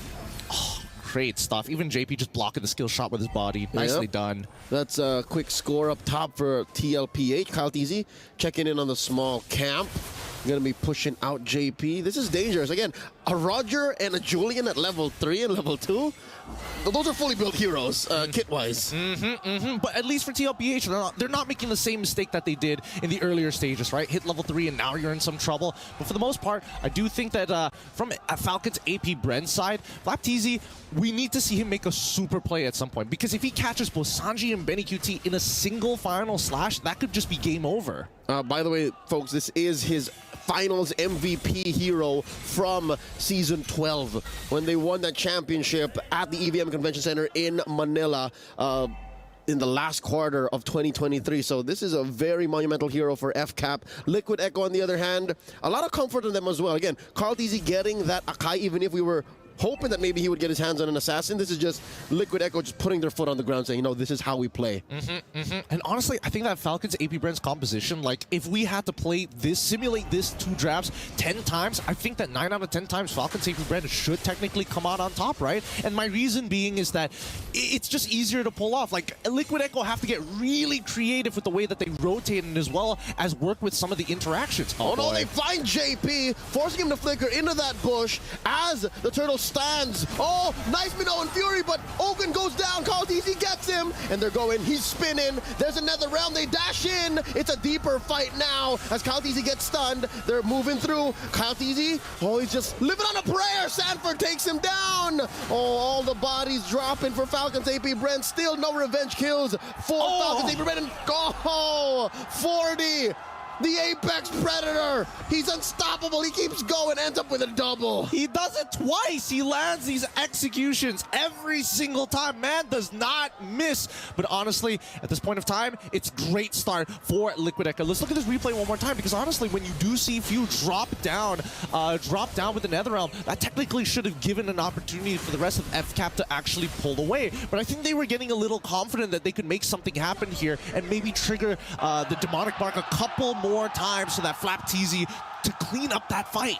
They overheated the bursters, and here we go, another go at the turtle at a third of its health. There's a big Minnow and Fury keeping them at bay. Carl Teasy falls, Flap gets it, Kyle gets a turtle, Sanford falls. Finally, Falcons AP.BREN back on the board here in game number 4. And they find their reply almost straight away. Look at them running to the top side of the map, knowing exactly what Carl Teasy's farm is looking like. They can't go any further here because at any moment there could be some reinforcements from the help of JP. All this while, Gold Lane was an island. It was Penny Cutie and Super Marco just going mano-a-mano. And yeah, JP will go ahead and give it a visit.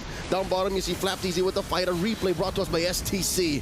Oh, look at that. I mean, really well-timed stuff here. Like, Kyle, he goes in utilizing the enhanced swords iframes to close the distance without getting CC'd. I will say at the very least that, you know, Flap, he's quick on the call. He is listening to everything that is going on. And if he can try to time it right, he could maybe stop Carl Teasy for even getting the retribution off. Compared to game number 3, I think Falcons AP.BREN are comfortable now in the best way possible. Maybe they let it slip in the previous bout, but here this time around, I think they're eagle-eyed, falcon-eyed, if I may. There's a minute left until the next turtle spawns.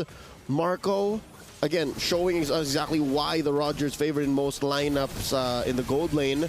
And that's Ogun catching a good amount of beads. Oh no, that's Ogun very low, flickering on out. That's so many thrown at Ogun. He falls. Few finds Carl Teasy. He's too late to save his roamer. Yep, great coverage here. Great coverage here for the size of Falcons AP.BREN. And the fact that they're purposefully delaying the position, revealing their positions. They're like, okay, Sanji, release the feathered airstrike now. Benny QT and JP start walking up. Carl, just sit in the bush for a couple of seconds and then walk out. So therefore, it's wasting Falcon AP.BREN's time, right? Oh, maybe he's not there. Maybe we can walk up mid. Suddenly 4 people show up. Oh, shucks. We can't do it anymore. It's the delayed release. It's a limited drop culture. There's a shirt, there are shoes, there are pants. Oh no, I need the whole set. Now there's a fight breaking out up top. Sanji with the feathered airstrike, a few volleys dropping. No one home for the final slash. Flapped easy. Vengeance 1, Vengeance 2. JP at half health, throwing a few wisps over to Flap Teasy's way. Few dueling with Sanford. Benny Cutie with the entropy. And they let go. They disperse. All right, neither team willing to commit. I like this. I like this more because Sanford still has that penalty zone. At any time they could trigger it and they don't mind. Wait, hold on. Hold on. It's going to escalate. Final slash back online. Minnow and Fury coming in. Big knockup. Call Easy very low. Call Easy secures it. Flap Easy gets the kill. Sanford flickering on out. NetherRealm already spent through. JP flickering on out. Flap Easy tracking with that vengeance. Call Easy with the enhanced chains. And are they going to back off? Benny Cutie with a defensive entropy.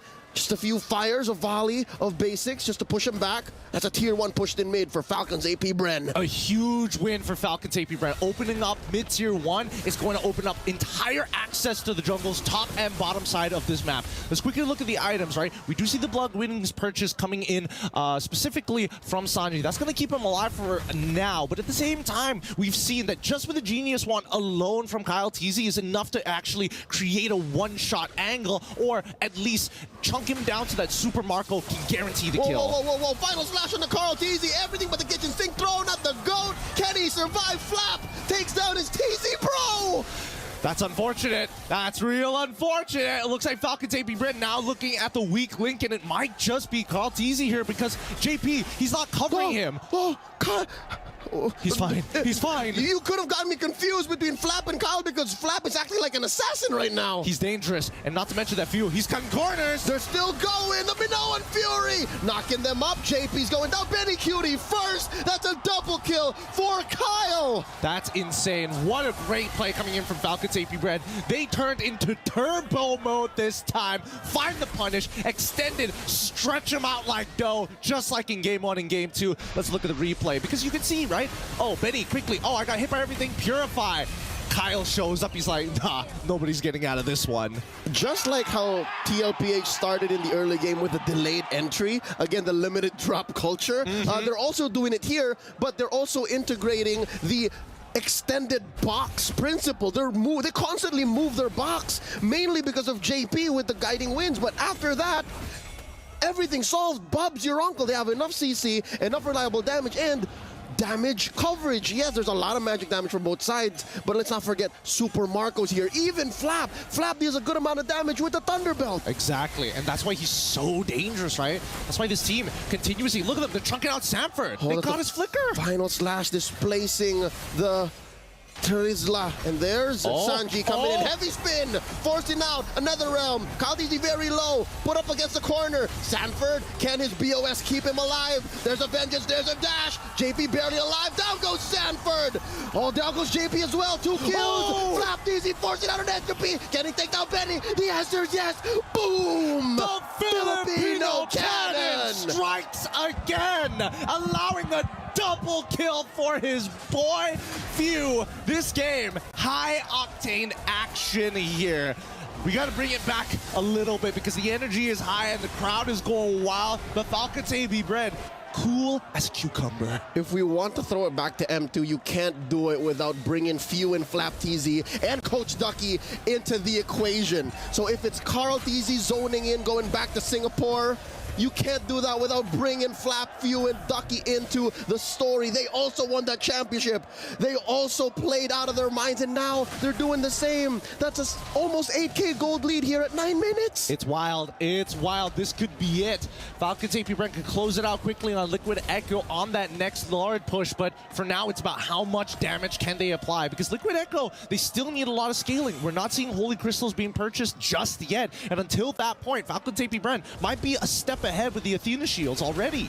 I'll say 2 steps ahead. Carl Teasy picks up his own, and there is a synchronized wave in mid and up top. Holy Shield still online for Nevermind. It gets popped by that cart, and there's Sanji with a defensive, a feathered airstrike, and there's the entropy. Can they punish Falcons AP.BREN? Can they deny the inhibitor push? They're doing their best. Heavy spin, few gets popped. Down goes Carl Teasy. They do save the turret. Mid still standing, another wave up top. Falcons AP.BREN relentless. Absolutely relentless. And more importantly, they're able to hold this high ground defense for a little bit long. Oh! They go in, and a Minoan Fury knocks him out, plus the change, plus Raptisi, Vengeance on Sanford. That's it. Call it. Falcons AP.BREN are moving on through the grand finals. GG, well played. It's Falcons AP.BREN in a successful 3-1 match to end this PO5 and representing PH in the grand finals. This is straight up Reigns and Rhodes back in Manila. It was Liquid Echo who got FCAP's number, but not like in XL, not like in Philly. This is storytelling at its finest. The turn, the plot thickens, FCAP moves forth. Look at that. Falcons AP.BREN cheering, getting the crowd into the mix. This is what it looks like to be in the audience with these idols, making sure that, yes, we did win, but at the same time, we know what it's like to be on top. The Cavalry stand tall, they stand defeated, but they are still one of the strongest teams in the world. Today, Falcons AP.BREN was the better team. They've done everything that they could at this point. Absolutely everything. But unfortunately, there can only be one winner in these best of fives. You can see the sportsmanship, each one of them making sure, giving their hugs, their prayers to their brethren, telling them, hey, that next stage, you guys better bring it home to PH. The deep cut between Coach Treb congratulating and thanking his former teammates. That's a moment.